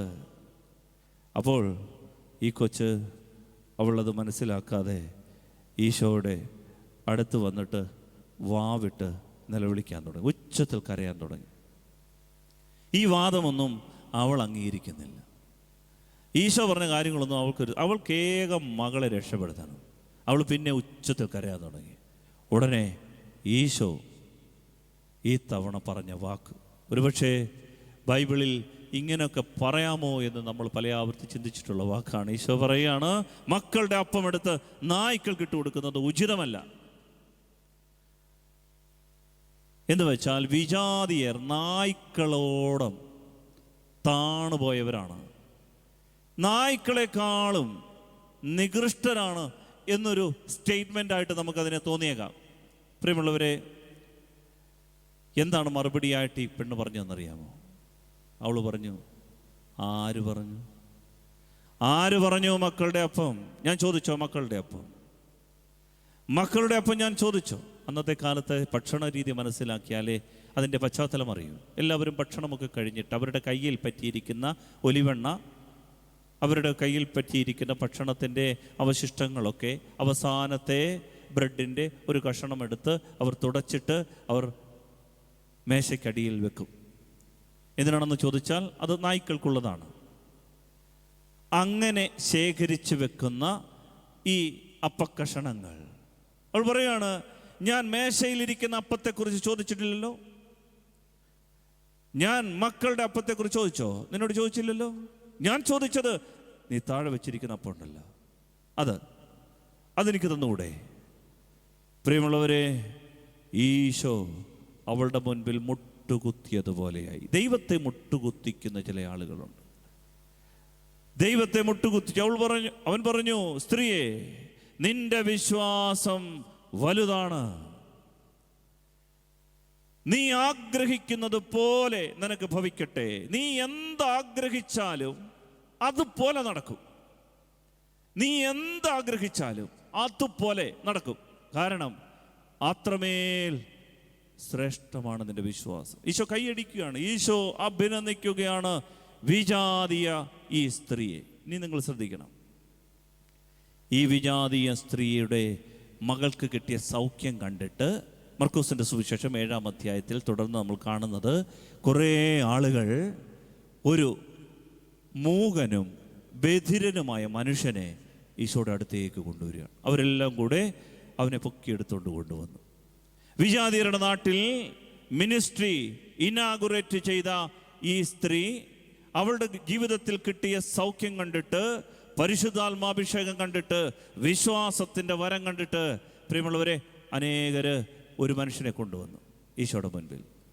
ഇനി നിങ്ങൾ ശ്രദ്ധിക്കേണ്ടത് ആ ശുശ്രൂഷയെക്കുറിച്ചാണ്. വളരെ വിസ്മയനീയമായൊരു ശുശ്രൂഷയാണ് അവിടെ നടക്കുന്നത്. വിജാതീയരുടെ ഇടയിലെ യേശു ക്രിസ്തുവിൻ്റെ മിനിസ്ട്രി ആരംഭിക്കുന്നത് എങ്ങനെയാണെന്ന് പരിശുദ്ധാത്മാവ് നമ്മൾക്ക് പറഞ്ഞു തരികയാണ്. ശ്രദ്ധിച്ച് കേൾക്കണം. ഈ മനുഷ്യൻ വന്നപ്പോൾ ഈശോ അവനെ സമൂഹത്തിൽ നിന്ന് മാറ്റി നിർത്തി. Is going to begin a new ministry, a gentile ministry. അവനെ സമൂഹത്തിൽ നിന്ന് മാറ്റി നിർത്തി. A unique thing is going to happen. വളരെ പ്രധാനപ്പെട്ട തനിമയുള്ള യേശുക്രിസ്തുവിൻ്റെ ജീവിതത്തിൽ ലോകത്തിന് നൽകുന്ന ഒരു സന്ദേശം ഉൾക്കൊള്ളുന്ന പാഠം ഉൾക്കൊള്ളുന്ന ഭാഗം നടക്കാൻ പോവുകയാണ്. ശുശ്രൂഷ നടക്കാൻ പോവുകയാണ്. ഈശോ അവനെ സമൂഹത്തിൽ നിന്ന് മാറ്റി നിർത്തി. എന്നിട്ട് ഈശോ തൻ്റെ വിരലുകൾ അവൻ്റെ ചെവിയിലിട്ടു. അവൻ്റെ വിരലുകൾ അവൻ്റെ ചെവിയിലിട്ടതിന് ശേഷം അവൻ്റെ കൈകൊണ്ട് അവൻ്റെ നാവിൽ തൊട്ട് തുപ്പലെടുത്ത് ഈ മൂകനായ മനുഷ്യൻ്റെ നാവിൽ തൊട്ടു. നിങ്ങളതൊന്ന് വിഷ്വലൈസ് ചെയ്യണം. നിങ്ങൾ ഭാവനയൊന്ന് കാണണം. ഒരു മനുഷ്യൻ, മൂകനും ബധിരനുമായ ആത്മാവ് ബാധിച്ചൊരു മനുഷ്യൻ നിൽക്കുകയാണ്. ഈശോ അവനെ അവരുടെ മധ്യത്തിൽ നിന്ന് മാറ്റി ഒരിടത്തേക്ക് കൊണ്ടുപോയി ഒറ്റയ്ക്ക് ഈശോ തൻ്റെ വിരലുകളെടുത്ത് അവൻ്റെ ചെവിയിലിടുകയാണ്. മറുകൈ കൊണ്ട് അവൻ്റെ നാവിൽ തുപ്പൽ കൊണ്ട് തൊട്ടിട്ട് ഈശോ എന്താ ചെയ്തെന്നറിയാമോ? സ്വർഗത്തിലേക്ക് കണ്ണുകൾ ഉയർത്തി. സ്വർഗത്തിലേക്ക് കണ്ണുകൾ ഉയർത്തിയിട്ട് അവൻ ഇങ്ങനെ പ്രാർത്ഥിച്ചു, എഫാത്ത. ഇത് ഒരു അറമായ വാക്കാണ്. ഈശോ സംസാരിച്ച ഭാഷ അതുപോലെ ബൈബിളിൽ എഴുതി വെച്ചിരിക്കുകയാണ്. എഫാത്ത, ലെറ്റ് ഇറ്റ് ബി ഓപ്പൺ, തുറക്കപ്പെടട്ടെ. ഇത് കേൾക്കുമ്പോൾ നമ്മൾ വിചാരിക്കും അവനെ നോക്കി പറഞ്ഞാണെന്നല്ല. അവൻ ആകാശത്തിലേക്ക് നോക്കി പറഞ്ഞ ശുശ്രൂഷയാണ്, പ്രാർത്ഥനയാണിത്. എഫാത്ത. കാരണം അവനറിയാം, യോർദാനിൽ അവൻ ഇതുപോലെ പ്രാർത്ഥിച്ചുകൊണ്ട് യോഹന്നാൻ്റെ മുൻപിൽ നിൽക്കുമ്പോൾ സ്വർഗം തുറക്കപ്പെട്ടു. അവൻ പ്രാർത്ഥിച്ചത് ഇതാണ്: ദൈവമേ, നീ എന്തിനാണ് ആകാശങ്ങളിൽ ഇരിക്കുന്നത്? ഇറങ്ങി വാ. ഗബ്രിയേലും മിഖായേലും ഒക്കെ അവരുടെ കാര്യങ്ങൾ നോക്കിക്കൊള്ളും. വിശുദ്ധരൊക്കെ അവരുടെ കാര്യങ്ങൾ നോക്കിക്കൊള്ളും. ദൈവമേ, ആകാശം പിളർന്ന് ഇറങ്ങി വരണമേ. യെശയ്യായുടെ പുസ്തകം 64 അധ്യായം 1 വാക്യത്തിൽ നമ്മൾ വായിക്കുന്നതാണ്: ദൈവമേ, ആകാശം പിളർന്ന് ഇറങ്ങി വരണമേ. എഫാത്ത. ജെന്റൈൽ മിനിസ്ട്രി ആരംഭിക്കുകയാണ് ഈശോ. വിജാതിയുടെ ഇടയിൽ ശുശ്രൂഷ ആരംഭിക്കുകയാണ്. ഇവിടെ പരിശുദ്ധ ത്രിത്വത്തിൻ്റെ സാന്നിധ്യമാണ് എൻ്റെ പ്രിയപ്പെട്ടവരെ കാണിക്കുന്നത്. ഇതൊരു പ്രത്യേകതരം പ്രാർത്ഥനയാണ്. പ്രാർത്ഥനയുടെ ഒരു പുതിയ ഡയമെൻഷനാണിത്. ഇത് നമ്മൾ മനസ്സിലാക്കണം. എന്താണ് പ്രാർത്ഥന? പ്രാർത്ഥനയ്ക്ക് ഇങ്ങനെ ഒരു മാനമുണ്ട്. പ്രാർത്ഥനയ്ക്ക് ഇങ്ങനെ ഒരു ഡയമെൻഷനുണ്ട്. എന്താണത്? പിതാവിൻ്റെയും പുത്രൻ്റെയും പരിശുദ്ധാത്മാവിൻ്റെയും സംഭാഷണ വിഷയമായി നീ മാറുന്നതിൻ്റെ പേരാണ് പ്രാർത്ഥന. ആവർത്തിക്കുന്നു: പിതാവായ ദൈവത്തിൻ്റെയും പുത്രനായ ദൈവത്തിൻ്റെയും പരിശുദ്ധാത്മാവായ ദൈവത്തിൻ്റെയും സംഭാഷണ വിഷയമായി ഞാൻ മാറുന്നെങ്കിൽ അതിൻ്റെ പേരാണ് പ്രാർത്ഥന. ഹല്ലേലൂയ, ഹല്ലേലൂയ, ഹല്ലേലൂയ. പ്രാർത്ഥന എന്താണെന്ന് ചോദിച്ചാൽ നമ്മൾ പറയും ദൈവത്തോടുള്ള നമ്മുടെ സംഭാഷണമാണ്. നല്ലത് തന്നെ. പക്ഷേ ബൈബിൾ പഠിപ്പിക്കുന്ന ഇങ്ങനൊരു അർത്ഥമുണ്ട്. ഇവിടെ ഒരു പ്രത്യേക ശുശ്രൂഷയാണ്. ദൈവമേ, ഈ വിഷയം ആകാശം തുറക്കപ്പെടട്ടെ. എഫാത്ത, ഇറങ്ങി വാ. കാരണം ഇവിടെ ഒരു മിനിസ്ട്രി തുറക്കപ്പെടുകയാണ്. വിജാതിയരുടെ ഇടയിൽ വിജാതിയർക്ക് കൊടുക്കേണ്ട സൗഖ്യത്തിൻ്റെ മിനിസ്ട്രി, സുവിശേഷത്തിൻ്റെ മിനിസ്ട്രി, പരിശുദ്ധ തൃത്വം പകർന്നു കൊടുക്കുകയാണ്. സ്നേഹമുള്ളവരെ, ഇത് പ്രത്യേകതരമൊരു പ്രാർത്ഥനയാണ്. ഈ പ്രാർത്ഥന നാം മനസ്സിലാക്കണം. ഈശോ ഇങ്ങനെ പ്രാർത്ഥിച്ച സംഭവങ്ങളുണ്ട്. ഒരു ഉദാഹരണം കൂടെ പറയാം. ഈ തൃത്വത്തിൻ്റെ രഹസ്യങ്ങളിലേക്ക് നാം എടുത്തുയർത്തപ്പെടുന്ന പരിശുദ്ധാത്മാവ് നമ്മളെ ഉയർത്തി വെക്കുന്നതിൻ്റെ പേരാണ് പ്രാർത്ഥന. ഒരിക്കൽ ഈശോ, ലൂക്കായുടെ സുവിശേഷം നമ്മളത് വായിക്കുന്നുണ്ട്. ലൂക്കായുടെ സുവിശേഷത്തിൻ്റെ 13-ാം അധ്യായം 6 മുതൽ 9 വരെയുള്ള വാക്യങ്ങൾ. ഫലം തരാത്ത അത്തിവൃക്ഷം. നമ്മുടെ വിഷയം ഇതാണ്. വിജാതിയരുടെ ഇടയിലെ മിനിസ്ട്രിയാണ്. വിജാതിയരുടെ ഇടയിൽ ദൈവം എങ്ങനെയാണ് ഈ ശുശ്രൂഷ ചെയ്തത്, എങ്ങനെയാണ് ഇത് ഓപ്പൺ ചെയ്തത്. അതിന് സീറോ ഫിനിഷ വംശത്തിൽപ്പെട്ട ഒരു സ്ത്രീയിലൂടെയാണ് അത് തുടങ്ങി വെച്ചത്. അത് കണ്ടിട്ട് മൂകനും ബധിരനുമായ ഒരു ആത്മാവ് ബാധിച്ച മനുഷ്യനെ കൊണ്ടുവരുന്നു. അവൻ്റെ മേൽ ഈ മിനിസ്ട്രി പൂർത്തീകരിക്കപ്പെടുകയാണ്. അവൻ്റെ മേൽ എങ്ങനെയാണ് പരിശുദ്ധ തൃത്വം ഇടപെട്ടത്? വിജാതിയരുടെ നാട്ടിൽ പിന്നീട് എന്താണ് സംഭവിക്കുന്നത്? വിജാതിയരുടെ നാട്ടിലേക്ക് ദൈവത്തിൻ്റെ ശക്തി എങ്ങനെയാണ് ഇറങ്ങിച്ചെന്നത്? പ്രിയമുള്ളവരെ, ഇത് പറഞ്ഞു തരാൻ വേണ്ടിയിട്ടാണ് ഈ വചന ശുശ്രൂഷ. ദൈവം വിജാതിയരെ പരിചരിക്കാൻ ആഗ്രഹിക്കുന്നു. അവർക്ക് ശുശ്രൂഷ ചെയ്യാൻ ആഗ്രഹിക്കുന്നു. സൗഖ്യം കൊടുക്കാൻ ആഗ്രഹിക്കുന്നു. സ്നേഹം കൊടുക്കാൻ ആഗ്രഹിക്കുന്നു. സാർവത്രികമായൊരു രക്ഷ ഒരു മനുഷ്യനും നഷ്ടപ്പെട്ടു പോകരുത്. ഇതാണ് ഈ നിനവേ കൺവെൻഷൻ്റെ ആദ്യ ദൂത്. ഇവിടെ ലൂക്കായുടെ സുവിശേഷം 13-ാം അധ്യായം 6 മുതൽ 9 വരെയുള്ള വാക്യങ്ങളിൽ പരിശുദ്ധ തൃത്വത്തിൻ്റെ ഈ പ്രാർത്ഥനാ ശുശ്രൂഷയെക്കുറിച്ച് നമ്മളെ പഠിപ്പിക്കുന്ന ഒരു പാഠമുണ്ട്. ഈശോ ഒരു ഉപമ പറഞ്ഞു.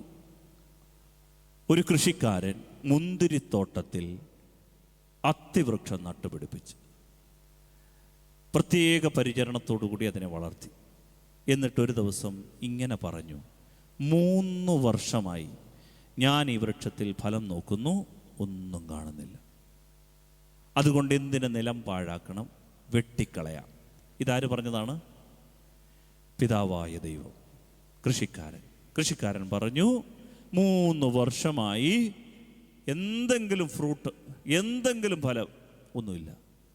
വെറുതെ നിലം പാഴാക്കുകയാണ്, ഒന്നും കിട്ടുന്നില്ല. എന്തിന് നിലം പാഴാക്കണം? വെട്ടിക്കളഞ്ഞേക്കാം. Let us cut it off. ഉടനെ പുത്രൻ ഇടപെട്ടു. ജോലിക്കാരൻ പറഞ്ഞു, യജമാനനെ, ഈ വർഷം കൂടെ അത് നിൽക്കട്ടെ. 3-ാമത്തെ വർഷമാണ്. ഈശോയുടെ പബ്ലിക് മിനിസ്ട്രി 3 വർഷമാണ്. പുത്രൻ പറഞ്ഞു, യജമാനെ, ഈ വർഷം കൂടെ നിൽക്കട്ടെ. ഈ വർഷം ഞാൻ അതിൻ്റെ ചുവട് കിളച്ച് വളമിടും. എൻ്റെ ചോര കൽവറിയുടെ നെറുകയിൽ വളമാകും. മേലിൽ അത് ഫലം പുറപ്പെടുവിക്കും. ഇല്ലെങ്കിൽ നീ അത് വെട്ടിക്കളയുക. അപ്പോൾ അപ്പാ പരിശുദ്ധാത്മാവിനെ നോക്കി. പരിശുദ്ധാത്മാവ് തലയാട്ടിയിട്ട് പറഞ്ഞു, പുത്രൻ പറഞ്ഞതാ ശരി. എൻ്റെ പ്രിയപ്പെട്ടവരെ, ഫലം തരാത്ത നീ പരിശുദ്ധ തൃത്വത്തിൻ്റെ സംഭാഷണ വിഷയമാകുന്നതിൻ്റെ പേരാണ് പ്രാർത്ഥന. പരിശുദ്ധ തൃത്വത്തിൻ്റെ ചർച്ചാ വിഷയമായി പരിശുദ്ധാത്മാവ് നിന്നെ ഉയർത്തുന്നതിൻ്റെ പേരാണ് പ്രാർത്ഥന. ഇവിടെ ജെൻറ്റൈൽ മിനിസ്ട്രി ആരംഭിക്കുമ്പോൾ അതാണ് സംഭവിക്കുക. വിജാതിയരുടെ ഇടയിലെ മിനിസ്ട്രി നടക്കുമ്പോൾ ഈ ബധിരനും മൂകനുമായ മനുഷ്യൻ്റെ മേൽ പരിശുദ്ധ തൃത്വത്തിൻ്റെ ശക്തി ഇറങ്ങുകയാണ്. അവിടെ 4 തരത്തിലുള്ള തുറക്കപ്പെടലുകളാണ് നടക്കുക. 4 തരത്തിലുള്ള തുറക്കപ്പെടലുകൾ. 1-ാമത്തെ തുറക്കപ്പെടൽ ഞാൻ പറഞ്ഞു, ആകാശം തുറക്കപ്പെട്ടു. ആകാശം തുറക്കപ്പെട്ടു എന്ന് വെച്ചാൽ, അബ്ബാ സ്വർഗം തുറന്നിറങ്ങി വരണം, നീ അവിടെ ഇരിക്കാൻ പാടില്ല, നമുക്ക് ഈ വിജാതിയരുടെ ഇടയിൽ സൗഖ്യം കൊടുക്കണം. 2-ാമത്തെ തുറക്കപ്പെടൽ നമുക്കറിയാം, അവൻ്റെ ചെവി തുറന്നു, നാവിൻ്റെ കെട്ട് അഴിഞ്ഞു. ഹി ഗോട്ട് ഹീൽഡ്, അവൻ സൗഖ്യമുള്ളവനായി. അതാണ് 2-ാമത്തെ തുറക്കപ്പെടൽ. 3-ാമത്തെ തുറക്കപ്പെടൽ, പ്രിയപ്പെട്ടവരെ, അത് ഞാൻ പറഞ്ഞതുപോലെ പരിശുദ്ധ തൃത്വത്തിലേക്ക് ഒരു തുറവി, പരിശുദ്ധ തൃത്വത്തിലേക്ക് ഒരു തുറവി. നീ ഉയർത്തപ്പെട്ടു, നീ പരിശുദ്ധ തൃത്വത്തിൻ്റെ സംഭാഷണ വിഷയമായി, ആ ജീവനിൽ പങ്കാളികളായി. നാലാമത്തെ തുറക്കപ്പെടൽ നാം ഇപ്പോൾ ചർച്ച ചെയ്യുന്ന വിഷയമാണ്. വിജാതിയരുടെ ഇടയിൽ മിനിസ്ട്രി തുറക്കപ്പെട്ടു. വിജാതിയരുടെ ഇടയിൽ മിനിസ്ട്രി തുറക്കപ്പെട്ടു. നമ്മളെ അത്ഭുതപ്പെടുത്തേണ്ട സംഭവം ഇതാണ്. ഇപ്പോൾ അവന് സൗഖ്യം കിട്ടി, അവന് നാവിൻ്റെ കെട്ടഴിഞ്ഞു, സംസാരിക്കാം. പക്ഷേ ഈശോ പറഞ്ഞു, നീ ഇനി സംസാരിക്കണ്ട, നീ മിണ്ടരുത് കേട്ടോ. ഇതെന്തൊരിടപാടാണ്? യഥാർത്ഥത്തിൽ അവന് സൗഖ്യം കിട്ടി, പക്ഷേ ഈശോ പറഞ്ഞു നോ, സംസാരിക്കണ്ട കേട്ടോ. പക്ഷെ അവനെന്താ ചെയ്തതെന്നറിയാമോ? അവൻ പോയി 4000 പേരെ വിളിച്ചുകൊണ്ട് വന്നു. വിജാതിയരുടെ ഇടയിൽ ശുശ്രൂഷകൾ തുറക്കപ്പെട്ടത് കാണുക. അവൻ പോയി 4000 പേരെ. കാരണം അടുത്ത വാക്യങ്ങളിൽ അവൻ 7 അപ്പം കൊണ്ട് വിജാതിയരുടെ നാട്ടിൽ 4000 പേർക്ക് അപ്പം വിളമ്പി. വിശപ്പ് മാറ്റുക എന്നതിനപ്പുറം കുർബാന സമൂഹങ്ങളായി ദൈവാത്മാവ് വിജാതിയരുടെ നാട്ടിൽ ആ ജനത്തെ ഉയർത്തി. ഇതാണ് എൻ്റെ പ്രിയപ്പെട്ടവരെ ഈശോയുടെ മനോഭാവം. ഇങ്ങനെയാണ് ഈശോ വിജാതിയരുടെ ഇടയിൽ മിനിസ്ട്രി ചെയ്തത്. ഒരാളെ ഒഴിവാക്കാൻ പാടില്ല, ഒരാളെയും ഒഴിവാക്കാൻ പാടില്ല. വീണു പോകുന്ന, അലമുറയിടുന്ന, പ്രശ്നങ്ങളുടെ നടുവിൽ കണ്ണുനീരൊഴുക്കുന്ന പാവപ്പെട്ട മനുഷ്യൻ്റെ അടുത്തേക്ക് സഭ ഇറങ്ങിച്ചെല്ലുന്നതിൻ്റെ പേരാണ് വിജാതീയ മിനിസ്ട്രി. ഇതാണ് സഭ നമ്മിൽ നിന്ന് ആഗ്രഹിക്കുന്നത്. ഇതാണ് സഭയുടെ ലക്ഷ്യം. പ്രിയമുള്ളവരെ, മഹാനഗരമായ നിനിവേ മാനസാന്തരപ്പെടണമെന്നേ. മഹാനഗരമായ നിനിവേ മാനസാന്തരപ്പെടണം. ഇതിന് തിരുസഭ പറയുന്ന വഴി, പരിശുദ്ധ കത്തോലിക്ക സഭയുടെ വഴി ഇതാണ്: ലോകത്തെ പരിചരിക്കുക. നമുക്കറിയാം, 2-ാം വത്തിക്കാൻ സുന്നഹദോസിൻ്റെ പ്രമാണരേഖ ലോകത്തെ പരിചരിക്കുക എന്നതാണ് സഭയുടെ പ്രധാന കടമകളിലൊന്നെന്ന് നമ്മളെ പഠിപ്പിക്കുന്നുണ്ട്. വചനപ്രഘോഷണവും അനുഷ്ഠാനങ്ങളും മാത്രമല്ല, ലോകത്തിൻ്റെ സ്ഥാപനങ്ങളിലേക്കും ഘടനകളിലേക്കും സഭ ഇറങ്ങിച്ചെല്ലണമെന്ന് പഠിപ്പിക്കുന്നുണ്ട്. ലോകത്തിൻ്റെ സ്ഥാപനങ്ങൾ, ലോകത്തിൻ്റെ മണ്ഡലങ്ങൾ സ്വന്തം കർമ്മരംഗങ്ങളായി സഭ സ്വീകരിക്കണം. എങ്കിലേ ലോകത്തിൻ്റെ പരിചാരികയായി സഭ മാറുകയുള്ളൂ. പോളാറാമൻ മാർപ്പാപ്പ ജനതകളുടെ പുരോഗതി എന്ന ചാക്രിക ലേഖനത്തിൽ ഇങ്ങനെ പറഞ്ഞു വെച്ചു: 3-ാം ലോകത്തിൻ്റെ തീവ്രമായ പ്രശ്നങ്ങളിലേക്ക് സഭ ഇറങ്ങിച്ചെല്ലാൻ മടിക്കരുത്.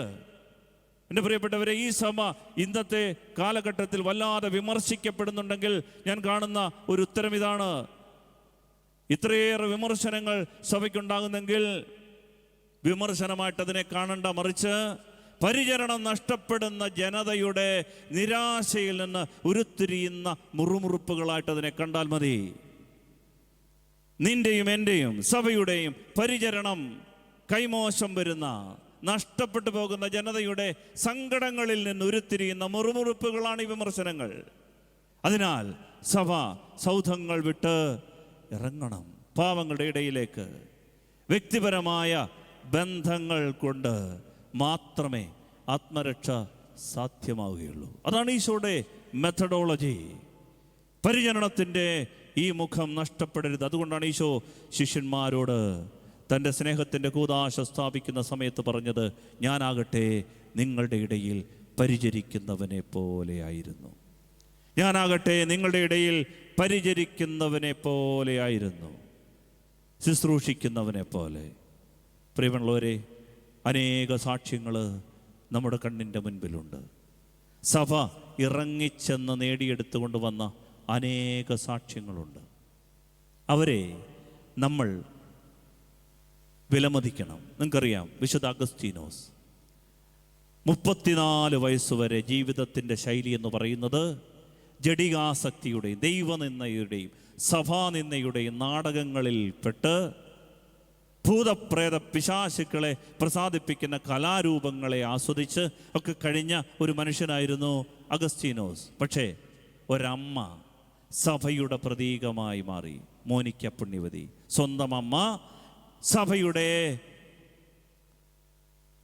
സ്ഥാനത്ത് നിന്നിട്ട് കണ്ണുനീരോടെ കാത്തിരുന്ന് പ്രാർത്ഥിച്ചു. സഭ ഈ മകനെ ലക്ഷ്യമാക്കി പ്രാർത്ഥിക്കാൻ തുടങ്ങി, ഒരമ്മയുടെ രൂപത്തിൽ. എന്താണ് സംഭവിച്ചത്? സഭയ്ക്ക് ഒരു ബിഷപ്പിനെ കിട്ടി, പിന്നീട് പണ്ഡിതനായ ഒരു വിശുദ്ധനെ. അനേക ഭാഷണ്ഡതകളിൽ നിന്ന് സഭയെ രക്ഷിക്കാൻ ദൈവം തിരഞ്ഞെടുത്ത ഉപകരണമായി വിശുദ്ധ അഗസ്തീനോസ് മാറി. ഈജിപ്തിലെ വിശുദ്ധ മറിയത്തെക്കുറിച്ച് നമുക്കറിയാം. 23 വർഷത്തോളം വേശ്യാവൃത്തിയിൽ കഴിഞ്ഞിരുന്ന ഒരു പെണ്ണാണ്.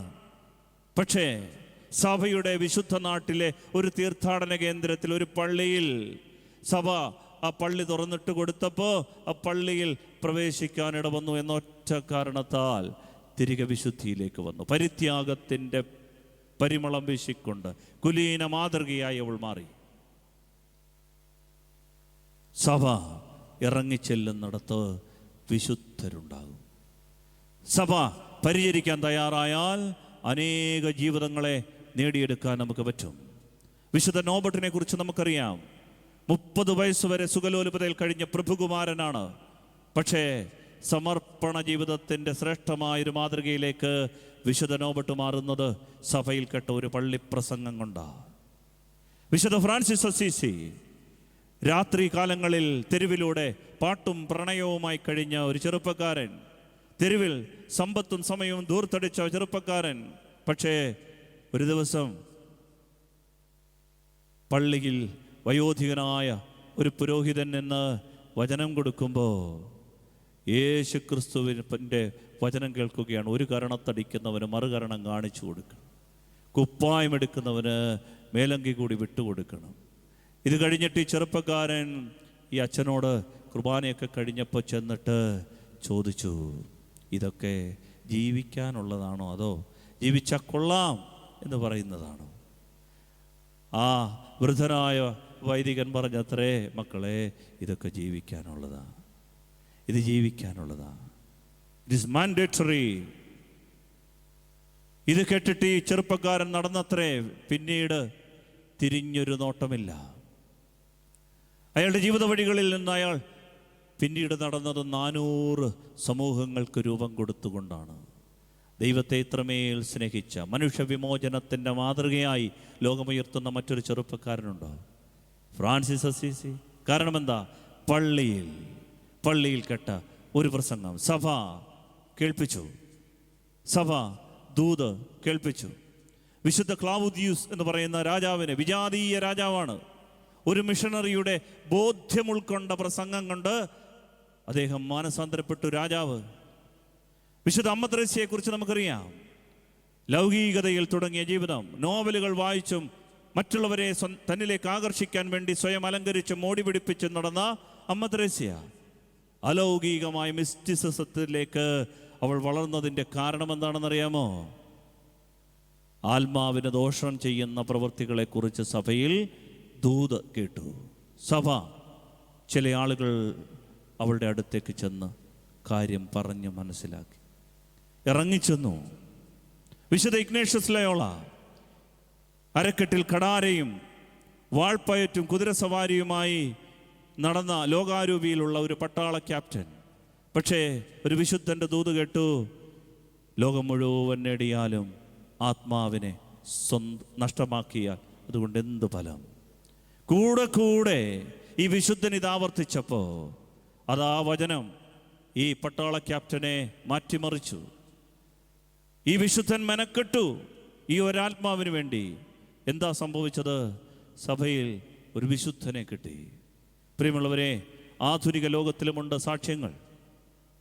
1970 കനേഡിയൻ പാർലമെന്റിലേക്ക് തിരഞ്ഞെടുക്കപ്പെട്ട വൻ ഭൂരിപക്ഷത്തോടുകൂടി വിജയിച്ചെത്തിയ 20 വയസ്സുള്ള ഒരു ചെറുപ്പക്കാരനുണ്ട്. പേര് ഷോൺസ്. ലോകം അദ്ദേഹത്തെ വാഴ്ത്തി, മാധ്യമങ്ങൾ അദ്ദേഹത്തെ പുകഴ്ത്തി. ഭാവി പ്രധാനമന്ത്രിയായി വിധിയെഴുതി. കാനഡയിലെ ഭാവി പ്രധാനമന്ത്രി. പക്ഷേ എന്താ സംഭവിച്ചെന്നറിയാമോ? എവിടെയോ കണ്ടുമറന്ന ചില വൈദികരുടെ പുണ്യ ജീവിതങ്ങൾ പച്ചകടാതെ മനസ്സിൽ കിടന്നത് കണ്ട് അവൻ സെമിനാരിയിൽ പോയി ചേർന്നു, വൈദികനായി. കാനഡ എന്ന രാജ്യത്തെ ഭാവി പ്രധാനമന്ത്രി പുരോഹിതനായി. സഭ അങ്ങനെ വിശുദ്ധ ജീവിതങ്ങളായി മാറുമ്പോൾ, ജീവിതങ്ങളെ സ്വാധീനിക്കുന്ന ജീവിത സാക്ഷ്യങ്ങളായി, മാതൃകകളായി മാറുമ്പോൾ, പ്രിയപ്പെട്ടവരെ, വിടുതലുകൾ സംഭവിക്കും. 1973 വിശ്വസുന്ദരി പട്ടം നേടിയ ക്രിസ്റ്റീന എന്ന പെണ്ണിനെ കുറിച്ചൊരു പക്ഷേ നിങ്ങൾ കേട്ടിട്ടുണ്ടാകും. വിജാതീയ ലോകത്തായിരുന്നു അവൾ. പക്ഷേ ഈ സുന്ദരിപ്പട്ടം, വിശ്വസുന്ദരിപ്പട്ടം അവൾ ഉപേക്ഷിച്ചു. ഹോളിവുഡ് സിനിമയും കോടിക്കണക്കിന് രൂപ പ്രതിഫലവും വാഗ്ദാനം ചെയ്ത പെൺകുട്ടിയാണ്. പക്ഷേ ലോകം പുറകെ നടന്നിട്ടും 33 വയസ്സുള്ള നാം ഇപ്പോൾ ആരാധിക്കാൻ പോകുന്ന ആ ചെറുപ്പക്കാരനോട് അവൾ പ്രണയത്തിലായി. പ്രിയമുള്ളവരെ, സഭ അവൾക്ക് ആ ചെറുപ്പക്കാരനിലേക്കുള്ള വാതിലുകൾ തുറന്നു കൊടുത്തു. അവളുടെ പുറകെ കാത്തിരുന്ന് പ്രാർത്ഥിച്ചു. 1950 ഡേവിഡ് ഷെപ്പേർഡിനെ കുറിച്ച് നിങ്ങൾ കേട്ടിട്ടുണ്ട്. ഇംഗ്ലണ്ടിൻ്റെ ക്രിക്കറ്റ് ടീമിൻ്റെ ക്യാപ്റ്റനാണ്. ഗ്രൗണ്ടിനോടും ആരവങ്ങളോടും വിട പറഞ്ഞ് പുരോഹിതനായി. 2014 മെയ് മാസത്തിൽ സ്പാനിഷ് നടിയും മോഡലുമായ ഒല്ലാലോ ഒലിവ് റോസ് എന്ന് പറയുന്ന ഒരു പെൺകുട്ടിയെക്കുറിച്ച് നിങ്ങൾ കേട്ടിട്ടുണ്ടാകും. കലാജീവിതം നിർത്തി കന്യാസ്ത്രീയായി. കാരണം എന്താണെന്നറിയാമോ? ഈ ജീവിതങ്ങളിലേക്കെല്ലാം സഭ ഇറങ്ങിച്ചെന്നു. ഉന്നത ബിരുദമുള്ള, പദവിയും പാരമ്പര്യവുമുള്ള, ജോലിയും ശമ്പളവുമുള്ള ആളുകളെ സഭ ഇറങ്ങിച്ചെന്ന് കണ്ടുമുട്ടി. അത് അവരുടെ ജീവിത ചക്രവാളങ്ങളെ കൂടുതൽ വിശാലമാക്കി. പ്രിയമുള്ളവരെ, മഹാനഗരമായ നിനവേ നമ്മളോടൊപ്പമുണ്ട്. നാം യോനായുടെ അരൂപി പിടികൂടി ഒളിച്ചോട്ടങ്ങളിൽ പോകരുത്. ദൈവത്തിൻ്റെ പ്രോജക്റ്റുകളെ മാത്രമേ ദൈവം ആശീർവദിക്കുകയുള്ളൂ. ഈ ആരാധനയിൽ ഈ കൃപയ്ക്ക് വേണ്ടി പ്രാർത്ഥിക്കണം. ലാഭനഷ്ടങ്ങളുടെ കണക്കുകൾ മാത്രം പറയുന്ന ഈ ഭൂമിയിൽ, ലാഭനഷ്ടങ്ങളുടെ കണക്കുകൾ മാത്രം പറയുന്ന ഈ ലോകത്ത് ഒരുപക്ഷെ ഇത് മനസ്സിലാവില്ല. എന്നാൽ നീ വിജാതീയ ശുശ്രൂഷയ്ക്ക് വേണ്ടി, അവരെ പരിചരിക്കാൻ വേണ്ടി, അവരോട് സ്നേഹത്തോടെ അവരെ സമീപിക്കാൻ വേണ്ടി മനസ്സ് കാണിച്ചാൽ ഈ ആരാധനയിൽ അഭിഷേകം നമുക്കതിനുണ്ടാകും. നമുക്കൊന്ന് ആരാധനയ്ക്കായിട്ട് ഒരുങ്ങാം. നമ്മായിരിക്കുന്ന സ്ഥലത്ത് കരങ്ങൾ കൂപ്പിയും മുട്ടിന്മേൽ നിൽക്കാൻ സാധിക്കുന്നവർ അപ്രകാരവും ഈ അല്പനേരത്തെ ആരാധനയിൽ സംബന്ധിക്കാം.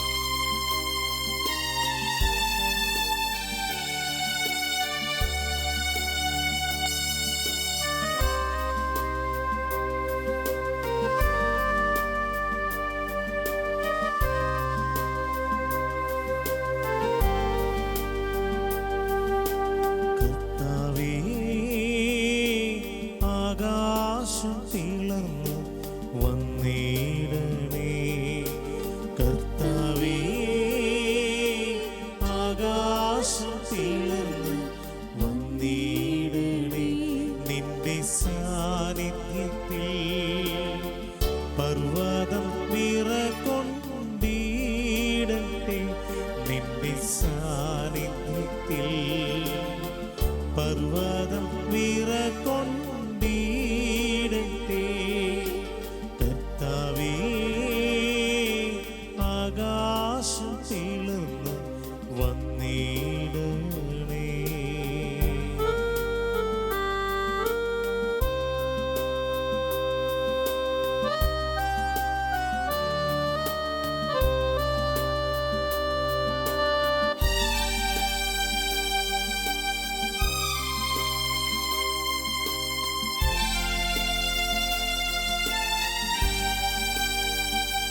സമുദ്രം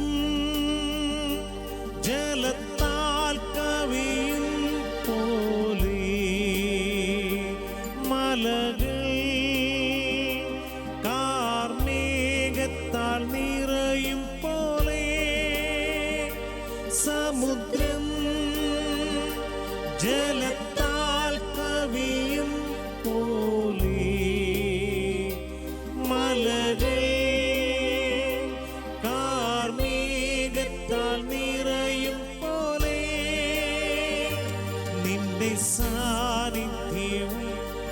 നിന്റെ സാമീപ്യവും ഞങ്ങളിൽ നിറയ്ക്കണമേ. നിന്റെ സാന്നിധ്യവും നിന്റെ സാമീപ്യവും ഞങ്ങളിൽ നിറയ്ക്കണമേ. കർത്താവേ, ആകാശം പിളർന്ന് വന്നിടണേ.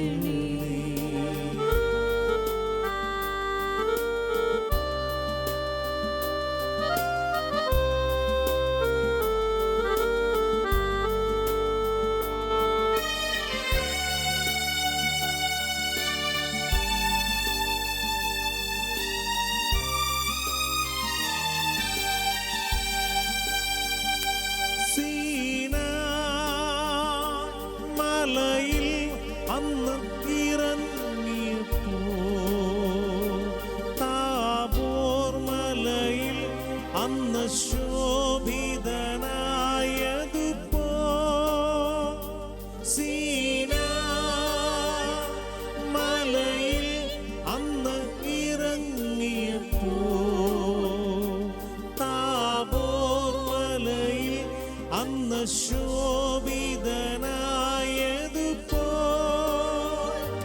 നിന്റെ രൂപവും നിന്റെ ഭാവവും ഞങ്ങളിൽ നിറയ്ക്കണമേ. നിന്റെ രൂപവും നിന്റെ ഭാവവും ഞങ്ങളിൽ നിറയ്ക്കണമേ. കർത്താവേ, ആകാശം പിളർന്ന് വന്നിടണേ. കർത്താവേ, ആകാശം പിളർന്ന് വന്നിടണേ. നിന്റെ സാന്നിധ്യത്തിൽ പർവ്വതം വിറകൊണ്ടിടട്ടെ. നിന്റെ സാന്നിധ്യത്തിൽ പർവ്വതം വിറകൊണ്ടിടട്ടെ. ഹല്ലേലൂയ. കരങ്ങളും ഉയർത്തി നമുക്ക് സ്തുതിക്കാം. സർവശക്തനായവനെ, യേശുവേ, കർത്താവായ ദൈവമേ, ഞങ്ങളുടെ അഭിഷേകത്തിന്റെ ശക്തിയായി ആരാധന, ആരാധന.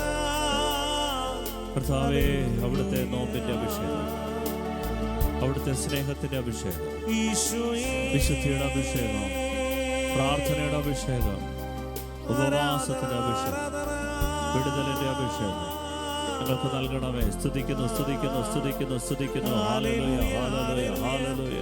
യേശുവേ, എല്ലാ മക്കളും സ്തുതിക്കട്ടെ. ആരാധന, ആരാധന, ആരാധന.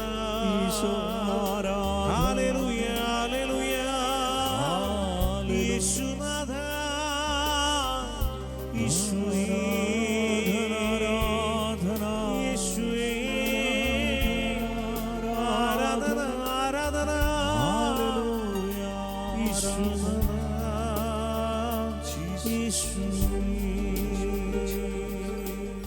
പരിശുദ്ധ പരമദിവ്യകാരുണ്യ ഈശോയ്ക്ക് എന്നേരവും ആരാധനയും സ്തുതിയും പുകഴ്ചയും ഉണ്ടായിരിക്കട്ടെ. നിത്യസ്തുതിക്ക് യോഗ്യനായ പരിശുദ്ധ പരമദിവ്യകാരുണ്യ ഈശോയ്ക്ക് എന്നേരവും ആരാധനയും സ്തുതിയും പുകഴ്ചയും ഉണ്ടായിരിക്കട്ടെ. അനന്തമായി ഞങ്ങളെ സ്നേഹിക്കുന്ന പരിശുദ്ധ പരമദിവ്യകാരുണ്യ ഈശോയ്ക്ക് എന്നേരവും ആരാധനയും സ്തുതിയും പുകഴ്ചയും ഉണ്ടായിരിക്കട്ടെ. സ്നേഹമുള്ളവരെ, അനുതാപം ഘടകവിരുദ്ധമായി തിരിയുന്ന, ദൈവത്തിങ്കിലേക്ക് തിരിയുന്ന, പാപത്തിൽ നിന്ന് മാത്രമല്ല പൂർണ്ണമായി ദൈവത്തിൻ്റെതാകുന്ന അവസ്ഥയാണ്. അതാണ് യഥാർത്ഥ മാനസാന്തരം. ദൈവത്തിൻ്റെ ആത്മാവ് നമ്മെ നയിക്കുന്നത് നല്ല തീരുമാനങ്ങളിലേക്കാകണം.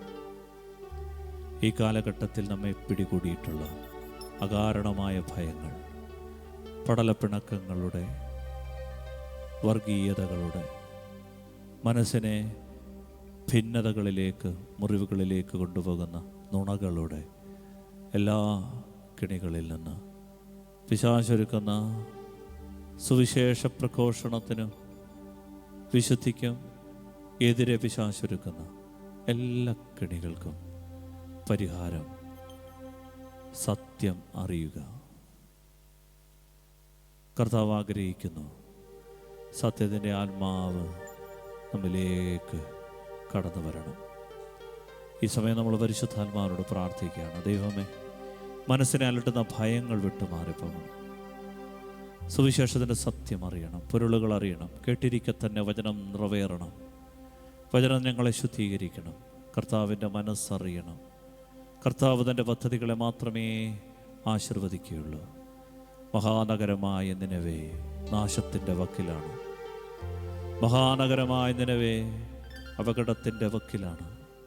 ജനതകൾ എട്ടും പൊട്ടും തിരിയാത്ത അനേകർ സത്യദൈവത്തെ അറിയാതെ പോകുന്നു.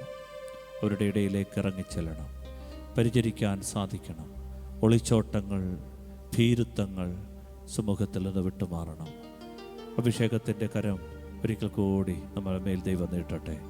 കരങ്ങളൊന്ന് ഉയർത്തിപ്പിടിച്ചുകൊണ്ട് ഈ പ്രാർത്ഥന ഒന്ന് ഏറ്റുപറഞ്ഞ് പ്രാർത്ഥിക്കാം. കർത്താവായ ഈശോയെ, അങ്ങ് ഞങ്ങളുടെ ഏകരക്ഷകനാണെന്ന് ഞങ്ങൾ വിശ്വസിക്കുന്നു. വചനമായ യേശുവേ, ഞങ്ങളുടെ ഇടയിലേക്ക് എഴുന്നള്ളി വന്ന രക്ഷയുടെ മാർഗമേ, ഏകരക്ഷയെ ഞങ്ങൾ അങ്ങേ ആരാധിക്കുന്നു. അങ്ങയെക്കുറിച്ച് അറിയുന്നതാണ് നിത്യജീവനെന്ന് ഞങ്ങൾ മനസ്സിലാക്കുന്നു. യേശുവേ, ദാവീദിന്റെ പുത്രൻ, അനുതാപാർദ്രമായ ഹൃദയം തരണമേ. മാനസാന്തരത്തിന്റെ ഫലങ്ങൾ പുറപ്പെടുവിക്കാൻ അഭിഷേകം ചെയ്യണം. കർത്താവായ ദൈവമേ, ഈ കാലഘട്ടങ്ങളിൽ ഞങ്ങളെ പിടികൂടിയിട്ടുള്ള എല്ലാ ഭയങ്ങളിൽ നിന്ന് മോചിപ്പിക്കണമേ. യേശുവേ, ശുശ്രൂഷയ്ക്കായി അങ്ങ് തെരഞ്ഞെടുത്തിരിക്കുന്ന ഒളിച്ചോട്ടങ്ങളിൽ നിന്ന്, ഭീരുത്വങ്ങളിൽ നിന്ന്, അടിമത്തങ്ങളിൽ നിന്ന് മോചിതരാകട്ടെ. യേശുവിന്റെ നാമത്തെ പ്രഘോഷിക്കുവാൻ സ്നേഹത്തിന്റെ, പരിചരണത്തിന്റെ അഭിഷേകത്തെ ഞങ്ങളിലേക്ക് വർഷിക്കണമേ. ഹല്ലേലൂയ, ഹല്ലേലൂയ, ഹല്ലേലൂയ, ഹല്ലേലൂയ, ഹല്ലേലൂയ. ഇരുകരങ്ങളും ഉയർത്തി അല്പനേരം സ്തുതിക്കാം. ഹല്ലേലൂയ, ഹല്ലേലൂയ, ഹല്ലേലൂയ. യേശുവേ നന്ദി. ഹല്ലേലൂയ, ഹല്ലേലൂയ, ഹല്ലേലൂയ, ഹല്ലേലൂയ, ഹല്ലേലൂയ. കർത്താവായ ഈശോയെ സ്തുതിക്കുന്നു. ഞങ്ങളെ ആരാധിക്കുന്ന ദൈവമേ, ശക്തിപ്പെടുത്തണമേ, ബലപ്പെടുത്തണമേ, കൃപ ചൊരിയണമേ, അത്ഭുത കരുണ ഒഴുക്കണമേ. ജീവിക്കാൻ, സുവിശേഷത്തിന് വേണ്ടി ജീവിക്കാൻ ഞങ്ങളെ സഹായിക്കണമേ. ഈ കാലഘട്ടത്തിന് വേണ്ടുന്നതായ ജീവിതശൈലി ഞങ്ങൾക്ക് തരണമേ. Hallelujah, hallelujah. സ്വർഗ്ഗരാജ്യത്തിന് അഭിഷേകം ഞങ്ങളുടെ മേൽ നിറയട്ടെ. കരങ്ങളടിച്ച് ചേർന്ന് പാടി നമുക്കൊരിക്കൽ കൂടി കർത്താവിനെ ആരാധിക്കാം. കരങ്ങളടിച്ച് പാടാം.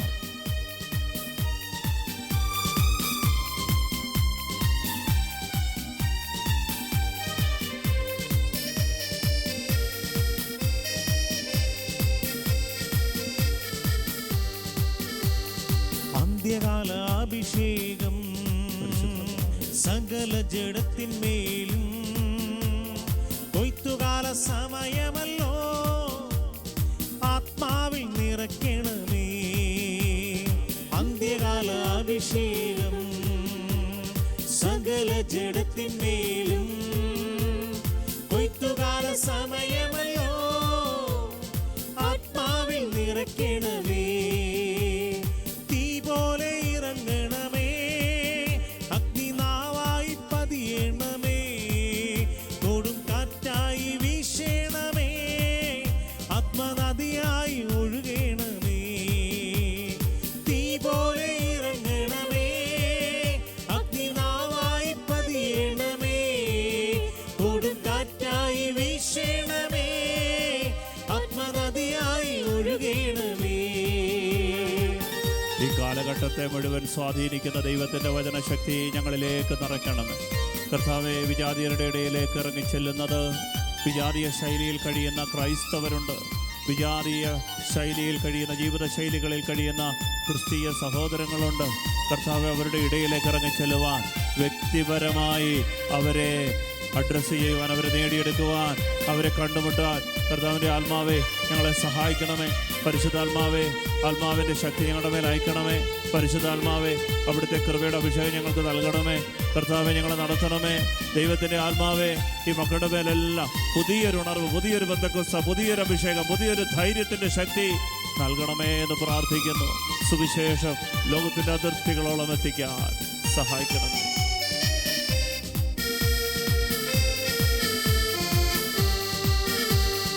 അസ്ഥിയുടെ താഴ്വരയിൽ ഒരു സൈന്യത്തെ ഞാൻ കാണുന്നു. അധികാരം പകരണമേ, ഇനി ആത്മാവിൽ പ്രവചിച്ചിടാം. അസ്ഥിയുടെ താഴ്വരയിൽ ഒരു സൈന്യത്തെ ഞാൻ കാണുന്നു. അധികാരം പകരണമേ, ഇനി ആത്മാവിൽ പ്രവചിച്ചിടാം. അഗ്നിനാവായി പതിയണമേ, കൊടുങ്കാറ്റായി വീശണമേ, ആത്മനദിയായി ഒഴുകണമേ. അധികാരത്തിന്റെ അഭിഷേകം നൽകണമേ. തീ പോലെ ഇറങ്ങണമേ, അഗ്നിനാവായി പതിയണമേ, കൊടുങ്കാറ്റായി വീശണമേ, ആത്മനദിയായി ഒഴുകണമേ.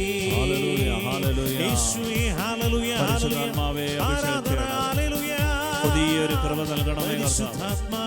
മാനസാന്തരത്തിന്റെ ഫലങ്ങൾ ഉണ്ടാകുവാൻ കർത്താവെ നല്ല തീരുമാനങ്ങൾ എടുക്കുവാൻ കർത്താവെ നല്ല തീരുമാനങ്ങൾ എടുക്കുവാൻ എല്ലാ മക്കളുടെ മേലും ആത്മശക്തി അയക്കണമേ.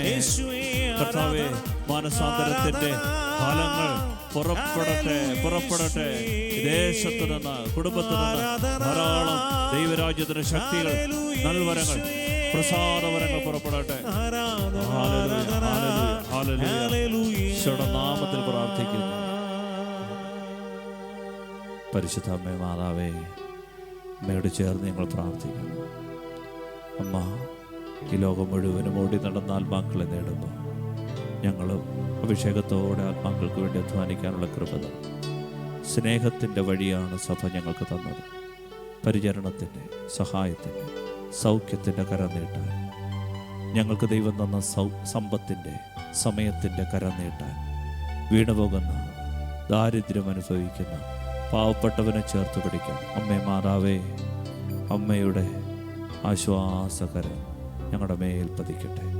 അമ്മ ഞങ്ങളെ ചേർത്ത് പിടിക്കണമേ. അമ്മ ഞങ്ങളെ സഹായിക്കണമേ. അമ്മയോട് ചേർന്ന് ദിവ്യനാഥനെ ഒരിക്കൽ കൂടി നന്ദി പറഞ്ഞ് ആരാധിക്കാം. ആവേ മരിയ, ആവേ മരിയ,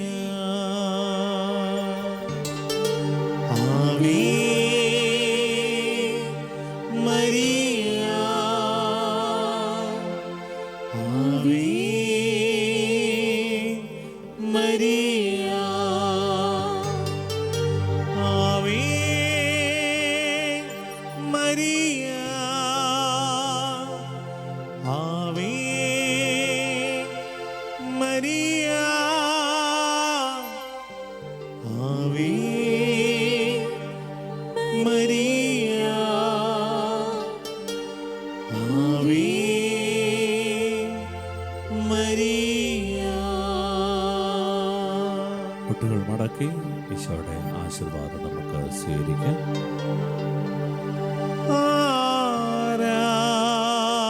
ആരാധന,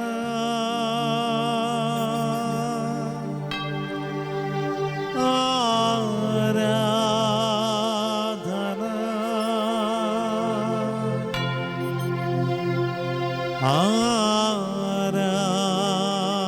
ആരാധന, ആരാധന,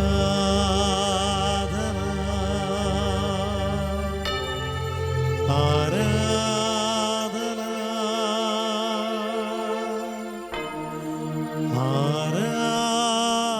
ആരാധന,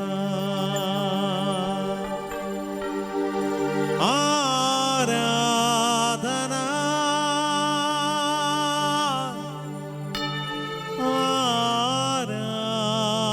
ആരാധന, ആരാധന.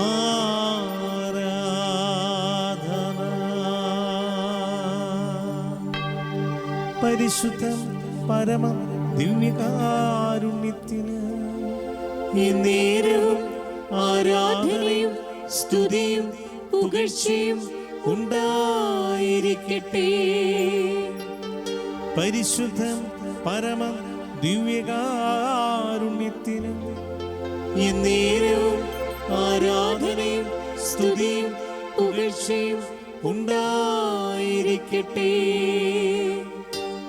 പരിശുദ്ധം പരമം ദിവ്യകാരുണ്യത്തിന് നേരവും ആരാധനയും സ്തുതിയും പുകഴ്ചയും ഉണ്ടായിരിക്കട്ടെ.